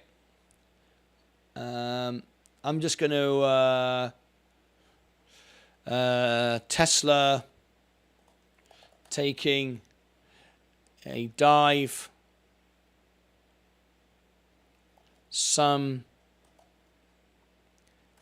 expect as low as $60. What do you think? Some people are saying that. Whoops. What do you think? I'd like your thoughts on that. Tesla taking a dive. Some expect as low as $60. What do you think?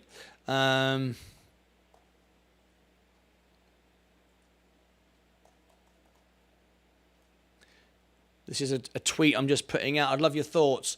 I'd love your thoughts if you think it's going to go that low.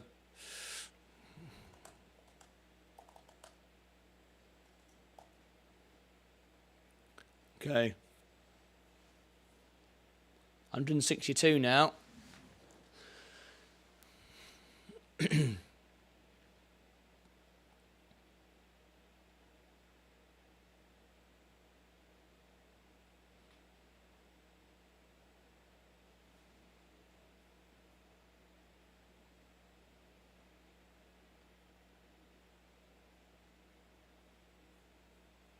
Okay, here is the link. Here is the Twitter feed. I'd like your thoughts on this. Do you think Tesla is going to go to $60? What do you reckon? Go and visit to the it there. Look. What do you think? Is Tesla going to go down to $60? Let me know your thought. I agree, Malk. Hi, Martin. Where's the value in SPCE? Taking a few super rich people to the edge of space, no commercial, unlike Vorb had. Wrong company when the bust went bust, I reckon. Jason Fallon agrees. But you always need to have a moon bag, though, right? If you are in the growth stock stage, well, like I am, if I was, 10 years older and I'd grown my portfolio to a couple $100,000, I could be all in on, dividend stocks or high, the S&P or whatever it might be. Whereas I do need some innovative companies like Virgin Orbit, Virgin Galactic, Tesla, these things that could still explode. Of course, Tesla's already had its S-curve. It's whether Elon Musk is right with the robo-taxi being the much bigger S-curve to come. That's the point, right? Anyway.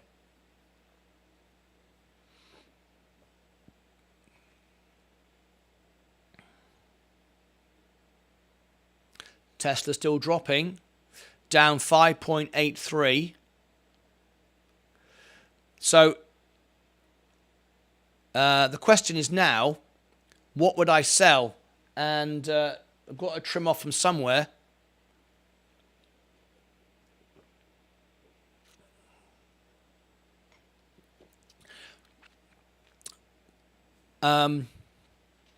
I'm reluctant, even though Coca-Cola, J&J, McDonald's, these are all source of funds accounts, but that's all very well and good if you've got thousands of shares, like some of my friends have, millions of shares at these, which they bought a long time ago for pennies. That's fine. You've got source of funds to buy innovative stocks, new stocks, buy some Tesla on the way down. I get it.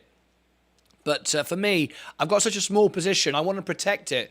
And there's much more growth to come over the next year for Coca-Cola. I don't want to just trim it all off and be done with it. There's not enough of it to do that. But I do need to find some money from somewhere. And remember, my Roth IRA is the only way for me to buy tax-free. If I sell anything in my main brokerage position, I'm going to pay tax on it. And I got punished for that last year. I don't want to do that. I want to hold that and only trade on my Roth IRA. I can do it tax-free. Anyway. At which point will you buy Tesla? Well, I've got Tesla. It's 20% of my portfolio on the Roth. That's a very good position. That's overweighted. I would like to trim it. The idea was I bought more than I wanted. Remember, I'd love 1 million shares of any stock, right? But the reality is, it's got to be balanced in my portfolio, right? It's 20% of my portfolio. The idea was I bought more knowing I would sell back to 10 shares if it went above 175. I was going to trim back, and then I would have had money to buy this dip. I haven't got the money because it hasn't yet popped. It hasn't had a pop yet. It's doing it back to front. It's going down before it goes up. It needed to go up before it went down. It never did that. So now I'd have to sell for a loss, which, I can do, of course, and then buy it back lower. But I'm holding. So then I have to go, all right, well, where's the money coming from? If you're gonna buy something, if you're going to buy Tesla, I mean, you're asking me at what point will you buy? Every time, I mean, for me, I don't know if it's going to $60. No one else does either. But I think a 10% drop, then I'll buy one. There's no, I'll buy a couple perhaps, but there's no point jumping in now. A lot of hate for Elon Musk again. A lot of hate on Twitter because of what he's done with the blue ticks. A lot of people now say Tesla is overvalued. It's a great company, but it's way overpriced. I've always said it. So nothing surprised me here, but I thought it was going to go up a little bit more. That was the intention. It was never the intention seeing it go above 200. It was, let's simply take some off the table for it to drop. It just didn't quite do it. Hence, I'm stuck here. I agree with Malk. as well. Crag, agree in a way, Mal, but I don't see it surviving long unless they could bring down the price a lot. But it'll be a hype with the super rich for a while. Inflation never bothers the rich, like you say, Crag. Why Elon sell? When Elon sells it so he can pay for his rockets? Well, we also know that Elon Musk is going to sell some more Tesla to pay for Twitter. So ultimately, it's going to go down. It needs to raise capital as well. It's not good. It's not good for Tesla. It isn't. How can it go up from here? That's the problem. It's only one direction, really. So yes, you can buy it on the way down, but you got to hold your position. Where's the money coming from? Well, for me, J&J is. If I go to my J&J, perhaps I could take some profits off here, but I've been trimming it for a while, and I'm going to be underweighted if I'm not careful. J&J, I'm only up 1.72. I mean, yes, you might regard that as, well, you've made no money, just get your money out and use it as a source of funds. I mean, that's 22%. That's not a bad idea. I could sell. What do you think about that? Should I sell? That's not a bad idea. Let me ask that question. Okay, let me do that then. Should I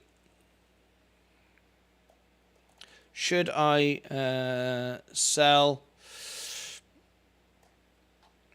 J&J as a source?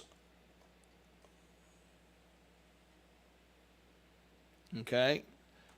Source of funds. I've got overweighted there of funds to buy Tesla. There you go. Should I sell J&J as a source of funds to buy Tesla? Okay. Let's ask you that question.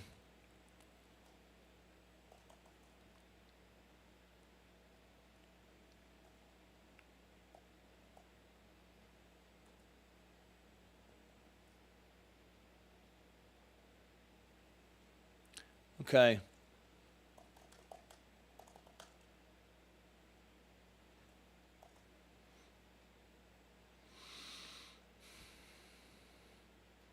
Maybe I'll do that. Let's have a look. We're massively overweighted, but it's a good dividend though.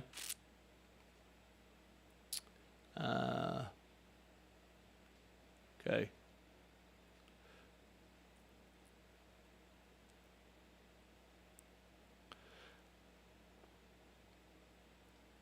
Exactly, like the poor get poor, the rich get rich, the circle of life. Indeed it is. Always the same.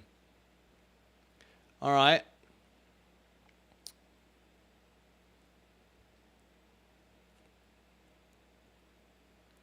Okay. There you go. Should I do this one? Should I sell J&J? I've got profit in it. I'm overweighted in it. I mean, it's a small profit. It's a small profit. It's 1.72. That's exactly what the account is for. I've just given you the link in the chat. Go and leave me your comment on there. Should I sell J&J as a source of funds to buy Tesla? Go and let me know your thoughts. That's the way to do it. I'm up 1.72. I'm overweighted. I've got 22% of my Roth in it, and then I can go back to Tesla and I can buy this dip and massively reduce my position. What do you think? Is self-driving falling knife? Eric B, what do you think? How far is it going to go? I mean, that could be the ultimate. No, just the opposite. Hassan, what are you saying? Sell Tesla to buy J&J? Is that what you're saying? The exact opposite. Well, let me know your thoughts. Thank you very much for the retweet. Someone just retweeted it.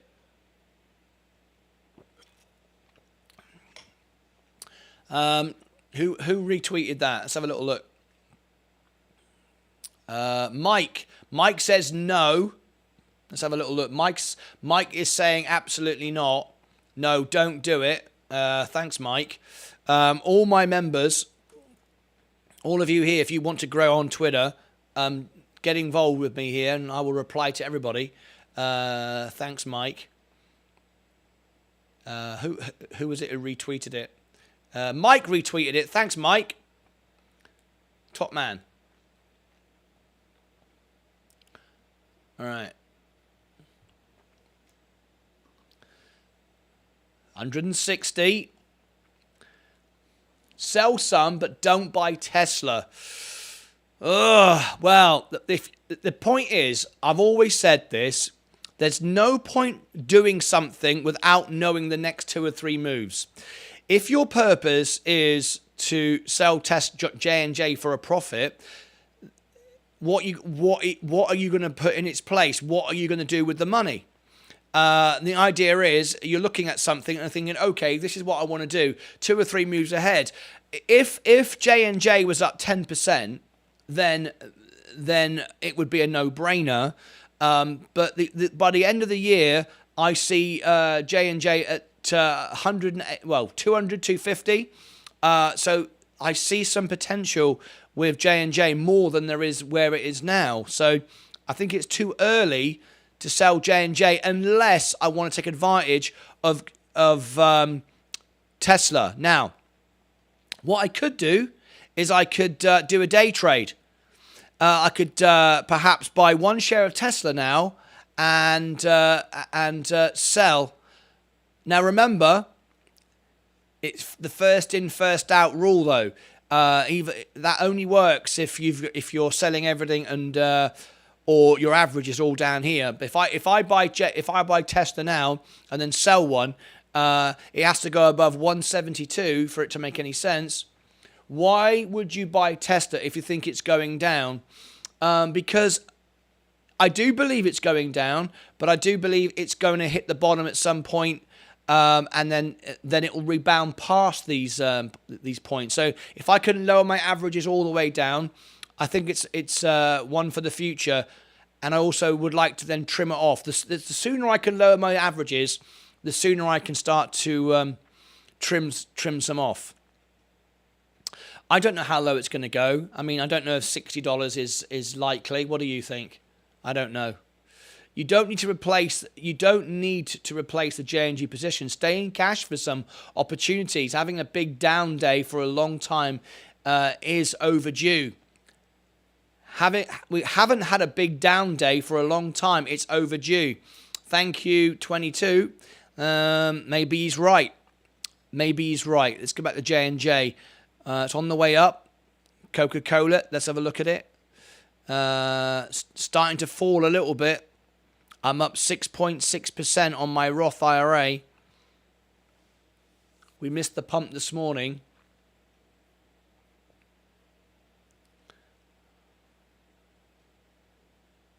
For my personal tweets and my music, please follow me.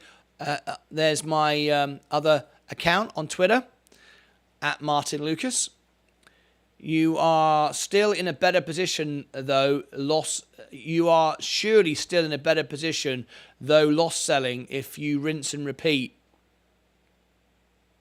Oh, indeed. If you know it's going down, I just don't know. It's what I think it's going to happen. I just don't know. Remember, it's not about the value of the stock. Sometimes, the Tesla fanboys, they'll just keep buying this and keep pushing it back up again. I don't know. My feeling is it could go as low as $60, but I don't know that. Busy day today, but I'm still here. The Silver Surfer, how are you? Great to see you.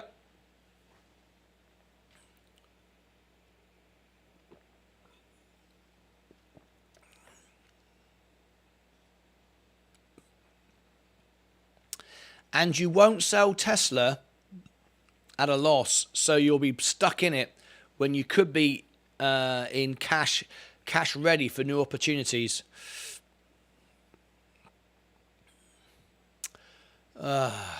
Well, okay, let's do a poll. Let's do a poll then. Let's do a poll on my account. Should I sell Tesla for a loss? All right. Let's do that. I'll ask you all that. Tesla.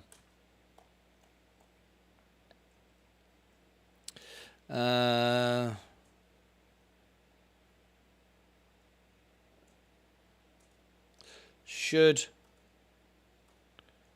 I sell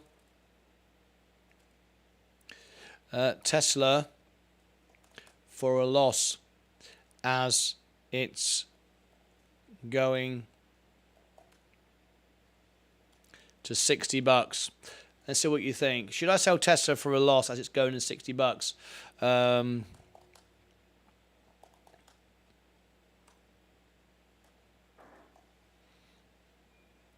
Okay, here we go. Run a poll on that.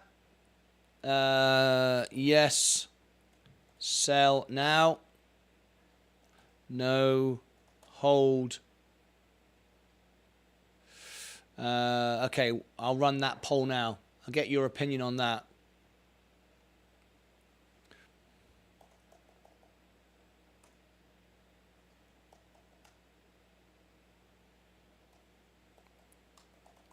Okay.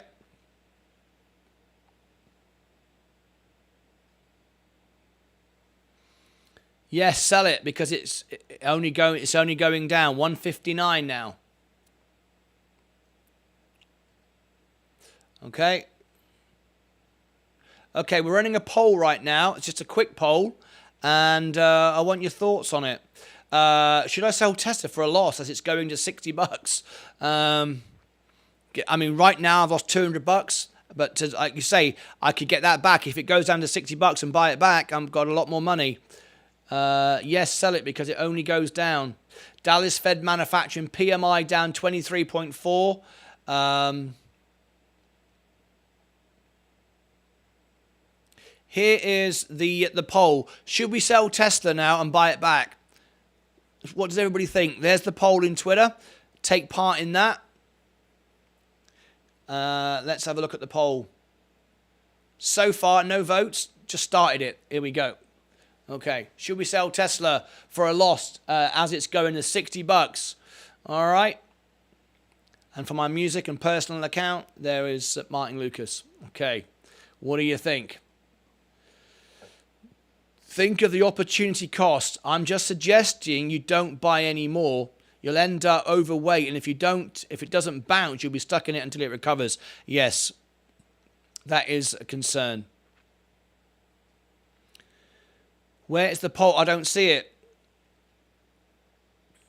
There is the poll. Now, I'll post it 3 times. There you go. I've got one vote now just come in saying hold. 4 votes, 50-50. Look, there you go, 50-50. Let's see how that pans out in the next couple of seconds, next minute or so. Leave me your price target below as well. There's a class action sought on Tesla now. Yeah, I've heard that, but I don't know. So it's so hard winning with Elon Musk, isn't it? Going down as we speak. 4 votes now, 50-50.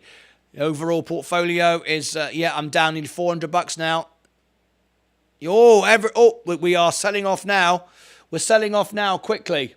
Let me check if my Coca-Cola and J&J has gone the same way. Because Coke's going up. Okay. J&J's going up. Okay. It's just Tesla then bringing everything down for me. Okay. So J&J is still going up. Coca-Cola is still going up. But Tesla is going down now, 158. But it'll only go down. We don't know what happens next in the markets as retail investors. A lot of stock is going down, it seems. My portfolio is being held up. I'm down 7% now. 8 votes, sell now, 75%. Hang on, let's have a little look. Multicam.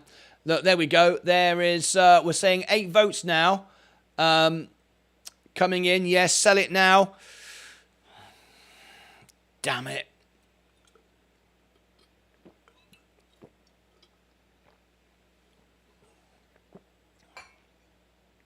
All right, I'm going for all the liquids. Colonoscopy tomorrow morning. I just sold all my Tesla. Have you sold it for a loss? Damn it, I got no profit in it at all. Ugh. Damn Elon Musk. Look at it, look. 75% now. Saying 8 votes. If you want to vote on that poll, should we sell Tesla now? There is it. And leave your comments on where you see the price going as well. 159. I don't. Can you imagine if I'm here in 20 minutes and it's now down at 130? Will it ever come back? Of course it will. Long term. You told it for a loss. Sell, sell, sell. Minal said sell. 9 votes. 77.8. Small this time though. Yeah, for me it's 7%. It's quite a lot. It's quite a lot.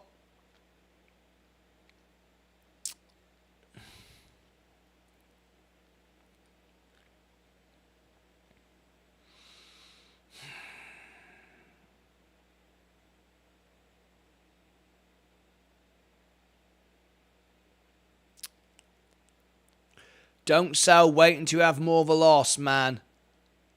Yeah. Don't sell, wait until you have more loss, then sell it. Yeah, that's what we do, innit?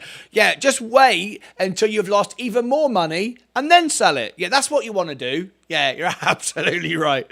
That's what I'll do. I'll sit here, it'll get the $60 and then I'll sell it, right? Yeah. Sell, buy Tupperware, Silver Surfer. Yeah. Jason Fallon's going, I know what's going to happen next. I sold Tesla, just 1 share left. Buy money, but money in the bank. Absolutely. Absolutely right. Oh, it's annoying, right? We all know it.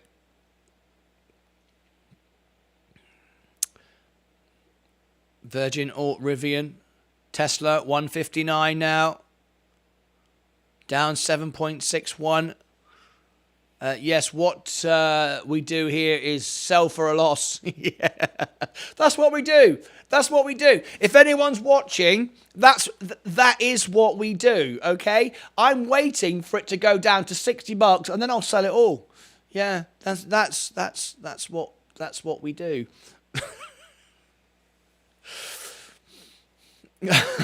You're all going, yeah. That manufacturing data was much worse than unexpected. 22, yes. Yes, that's what we do here. We sell for a loss. In case anyone's not realised, that is what we do. Sell Tesla and buy PLTR. That's the trouble, look. This is the problem. If I don't sell, and I buy at 60, just because my average drops, I'd have to buy 17 shares, double my position to drop my position by 50%, right? That doesn't mean to say that the shares I'm selling are still making a profit. They're not. You've still got to get above this price to be able to get out. That's the problem. So I know what I should do. I just can't somehow get myself to do it. How long until someone starts an inverse Martyn Lucas ETF? 22. How long until someone starts an inverse Martyn Lucas ETF? The Martyn Lucas Reverse Investor Channel. There you go. 1 step forward, 2 steps back sometimes is in investing. Yeah. If you wanted to sell, you should have done it on the opening bell when it started dropping, not when it might hit the uptick. Yeah, exactly. But that's what we do, right? Coca-Cola, let me go back to it. It's moving up again. It's moving up. YouTube's Kramer. Bogdan, I'm down 50,000 in Robinhood stock. I've been holding for a year. Bogdan, yeah, I've got a tiny, are you on about the stock of Hood? I am down a tiny bit. I'm down 2.32. Very small position. I sold it out a long time ago, but I have a small position. Anyway.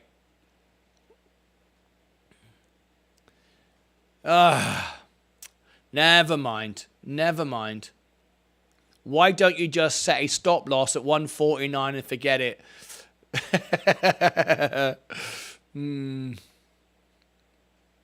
Yeah. I was in Twitter Spaces yesterday. Oh, that was you, was it? Was good. Was good. Have more, Mr. Lucas, at the weekend. Yeah, it was a new thing. We tried it out, and I was honoured. We had both of our sponsors in there. Yes, it was me. Obviously, I was in my own space. Silver Surfer, he was there as Apex Exchange. I wondered who that was. We had Aviation, one of our sponsors, and we had Sensei as well, one of our sponsors. So it was quite cool. And a few others popped in and out.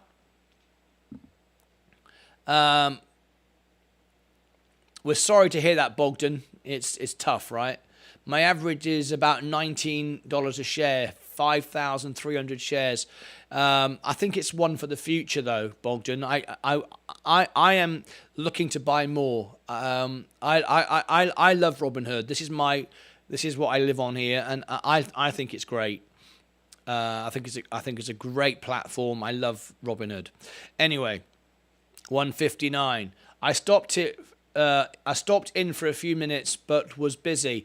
Thank you, Mike. Yeah, well, it wasn't bad, was it? Right, we've had 12 votes now. This is what we're getting. Look, it's not overwhelming though. Look, yes, sell now, 58.3%. No hold at 41%. Too early for me on Twitter. Yeah, I appreciate that. We'll do it at different times though. All right. It was quite fun though, wasn't it? Having everybody chatting away. It was good. I liked it. Anyway, there we go.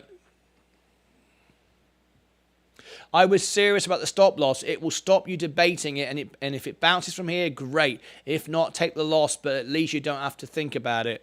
No, I know.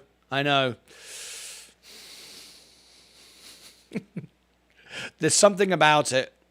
There's something about when you buy Tesla, you get out, you know you need to be out, then you get back in again, and then you get clobbered. Yeah. I saw you, Mike. Would be good if we could have a text page on Spaces. A text page? What is a text page? Yeah, the sound effects were good. Would be good if we could have a text page on Spaces. Silver Surfer, what do you mean a text page? Do you mean something to do with Discord? Is that what you mean? I'm not sure what you mean exactly.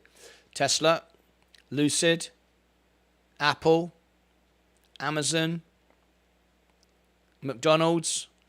McDonald's reports tomorrow. Oh, I'd love an opportunity to get some McDonald's. Solid company. I've got one share. I'm at 13% on it. It's brilliant.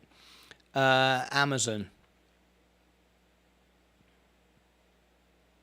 And never touch Tesla again once you're out.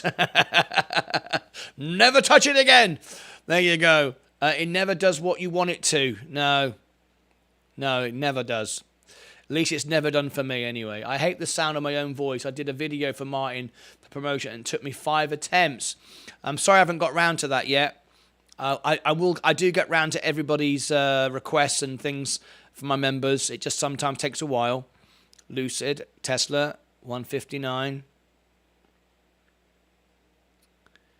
I mean a text page from Twitter so the non-hosts can have a chatter. Oh, I mean a text page from Twitter so the hosts can have a chatter. I mean a text page from Twitter so the non-hosts can have a chatter. I'm not really sure I know exactly what you mean. You can text in it. You can. There's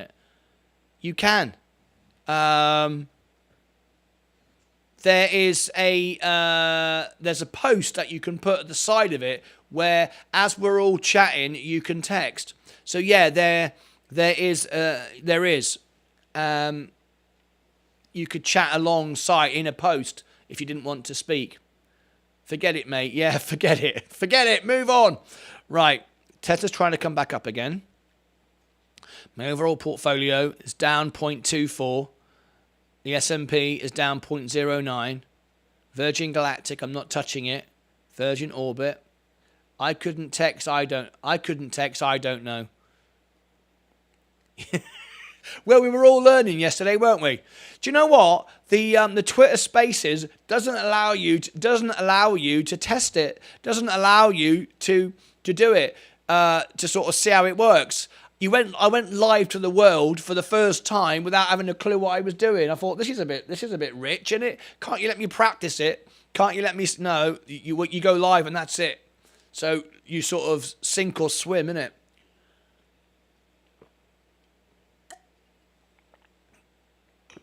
Oh, I'm drinking and drinking and drinking. Leah keeps bringing me drinks. For those who don't know, it's my colonoscopy in the morning. So all day today I'm drinking. I start the medication soon. Well, I don't start until tonight. I was shouting, it's Andrew Grady. Was you? You were shouting it. I never heard you. Apple. 13 votes now. 53% are saying sell. Very interesting poll. If you've not yet voted in it, leave me your thoughts of where you see it going as well. There's the poll. We're now at 53% are saying yes. 46% are saying no. So it's not an overwhelming majority, is it? And when you go to Twitter, check out my personal profile as well. There's my personal profile for my personal views. If you want to follow if you want the ins and outs of my colonoscopy, there's my personal. That's where I do my music and my personal views. Okay, Amazon, starting to come up. McDonald's, Coca-Cola, holding up today. J&J. See, it's continued going up. I'm glad I didn't sell it yet, but anyway, that's because I'm in a login. That's what it is. Twitter it's known for it. It doesn't work for people in a login. It's known for that. You should realise that. All right. Let's have a look at the overall portfolio. The Roth IRA, 53,694. It's down just basically because of Tesla right now. Right. As you all know, I'm drinking and drinking and drinking, so I do need to regularly visit the restroom. Oh, look, babe, see, look, that's gone. Look, I'm doing all the right things. Apple juice now, is it? Oh my God, I'm on the apple juice. Oh my gosh. All right. If you've just tuned in, please do smash the like button. We're trying to get. We've got 36 watching. I'd love if we get 30 likes. It really, really helps the channel if you could. If you could smash the like button. There he is. There he is, Mr. Mini-Me. That's supposed to be me, by the way. I don't know if you've ever realised that. Still working on our NFTs to get it to work. And we've also got an NFT promotion coming up from the Silver Surfer, who's going to be a sponsor for a month as well. Wants to promote his upcoming... Oh, my God, bloody hell. I've got to drink all this. Yeah. Yeah, all right. Bloody hell, mate. What are you trying to do, drown me? Flipping heck. Nurse Leah, the lovely Leah is taking care of me. She's the best nurse in the world, I tell you. Right, I'll see you back in a minute. I need to take a quick restroom break. Are you drinking electrolytes with it? You'll get a headache if you flush them all out. Yeah, I know, it's a nightmare. Leah's got it under control. Don't worry about that. I'll see you back in under 5 minutes. It'll be less than 5 minutes. All right, be back in a minute. We'll keep our eye on the stocks. Don't go away. See you back in a minute.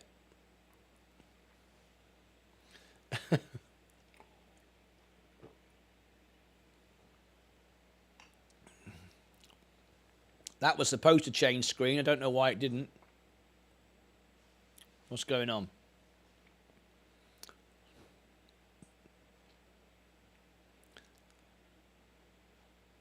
What's going on? Why isn't that changing screen? I am. That's are you? If you flush them out, I am. Silver Surfer. What's going on here? Trying to get my break screen up. Bloody hell. Back to that a minute.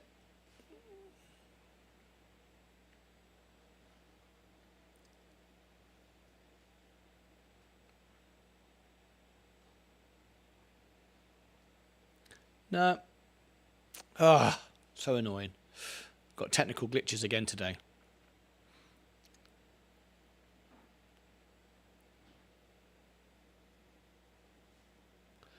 Let's see if I can do it manually.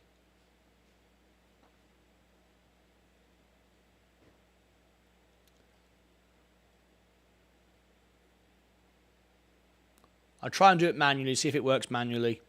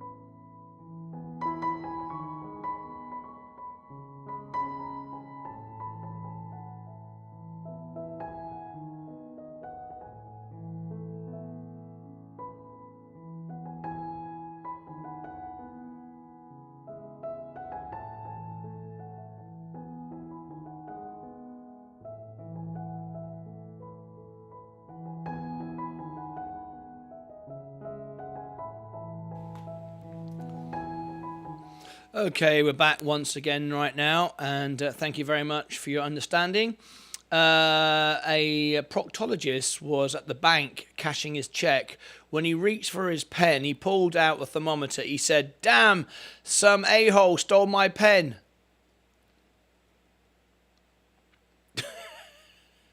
That's not even a good joke. Sorry, it's not a good one. Bad joke. Sorry, it wasn't that good. Try again. Okay, let's go to our positions now. The S&P is down 0.13. Virgin Galactic 344. Just scalp trading all the way. Virgin Orbit, Rivian, Tesla coming back up again now. Down 7% at the moment. Lucid going up. Apple, that's taken a bit of a drop today. Amazon, McDonald's, Coca-Cola, all going back up. J&J just dropping off slightly. Definitely source of funds here. I'm just not feeling anything really today. I don't know why. I'm just not feeling it at the moment. Not sort of seeing any opportunity really at the moment. And days like that, it's best. I've noticed sometimes if you're not sure what to do, don't do anything. And right now, that's what I'm feeling. Tilray is down 10% on it now. IonQ, bit of a discount today. Ford is at 1.82 and doing very nicely. How's that been going now? Over the week? No, it's just picking up where it left off, really. Rio Tinto for your big dividends. Meta.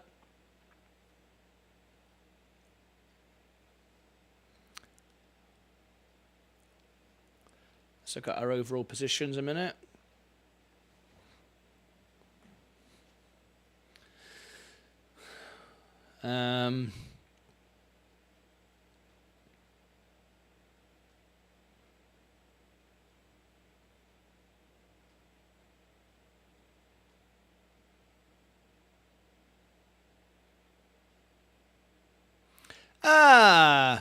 Excellent. Someone just followed me on my music channel. Thank you very much indeed. If you've just done that, that's very kind of you. I just realised someone just done that. Thank you very much indeed.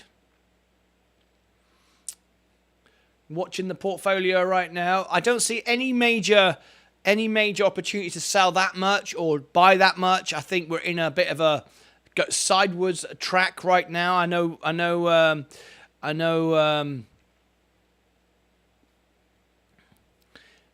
Tesla's going down, but I don't see it as a massive opportunity just yet.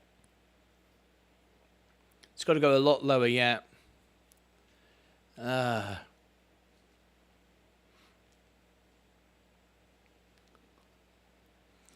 Let's wrap up today's show, and we'll do Day Trader of the Day. Let's do Day Trader of the Day. We've gained another subscriber today. Nice, 7,301. I need to put the Coca-Cola earnings out. Oh, hello. What's happened to that? Why is my screen gone like that?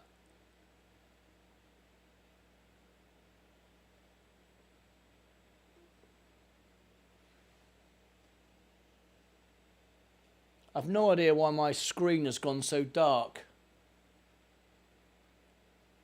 That's a bit weird. Don't know why that's happened. Let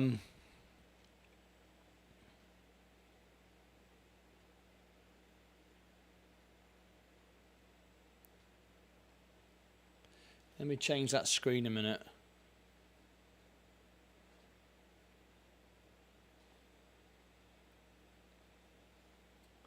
No. Silver Surfer. We just got a super chat from Silver Surfer. Look at that. Thank you very much indeed for that.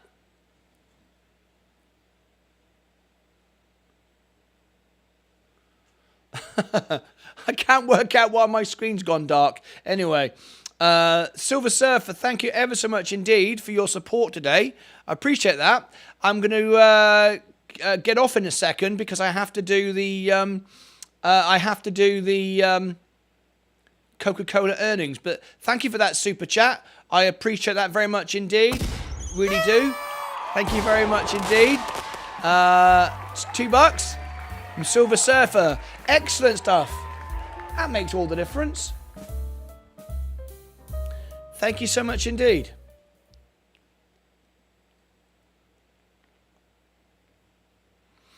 All right, let's do Day Trader of the Day. Silver Surfer, thank you very much indeed. Right, let's do our positions of the day.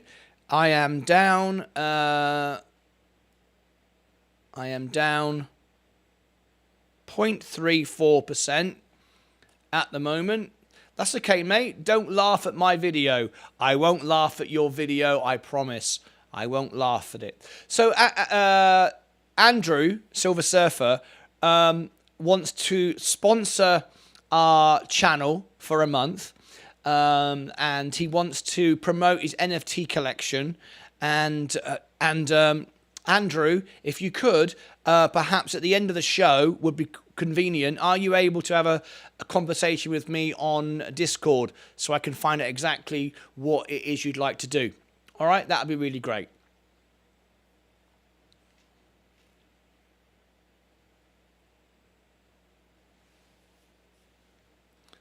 So let's give everybody a minute. Put a minute on the clock. And let's do that right now.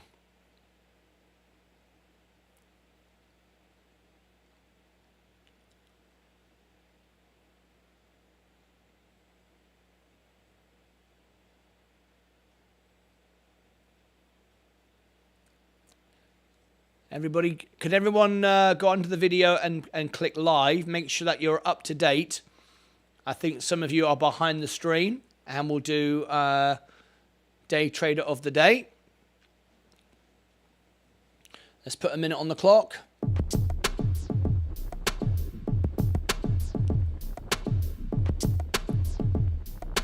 Yeah, I sent you details to you. I've got a school run and shopping now. I really want to speak to you though.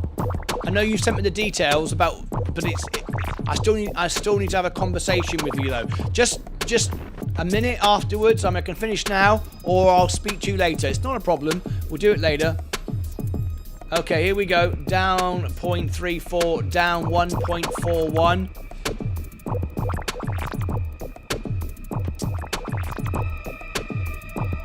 S&P is coming up. Virgin Galactic still going down. Virgin Orbit, Rivian, Tesla's trying to come back up again. 160. 30 seconds to go.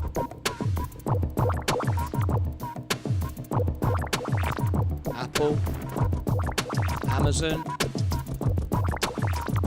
McDonald's, Coca-Cola, J&J. 15 seconds to go.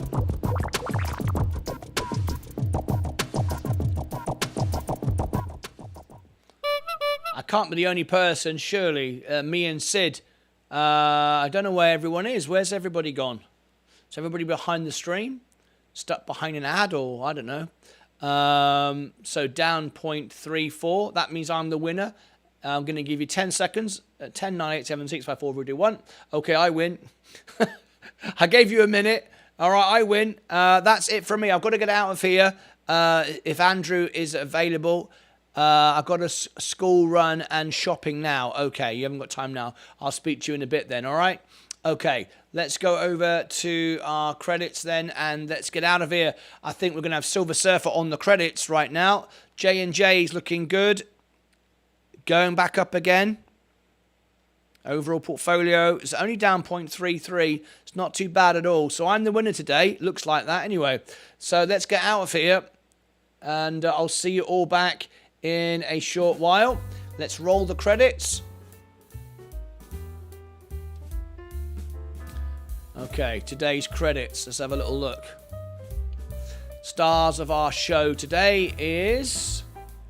We've got Super Chat from Silver Surfer. Thank you ever so much indeed. It's going down again, 0.35. But I will be back for the closing bell. Look out for the... Coca-Cola earnings if you want to watch the edited version without all the bits before and after. But that's it from me. I look forward to seeing you all back in a bit. I'm going to keep drinking under strict instructions from Leah. Nurse Leah today is taking care of me. Have a wonderful afternoon, morning, and all the rest of wherever you are around the world, and I'll see you back this afternoon. Okay, until then, as always, take care of your money, your crypto, yourselves, and each other. Bye-bye for now.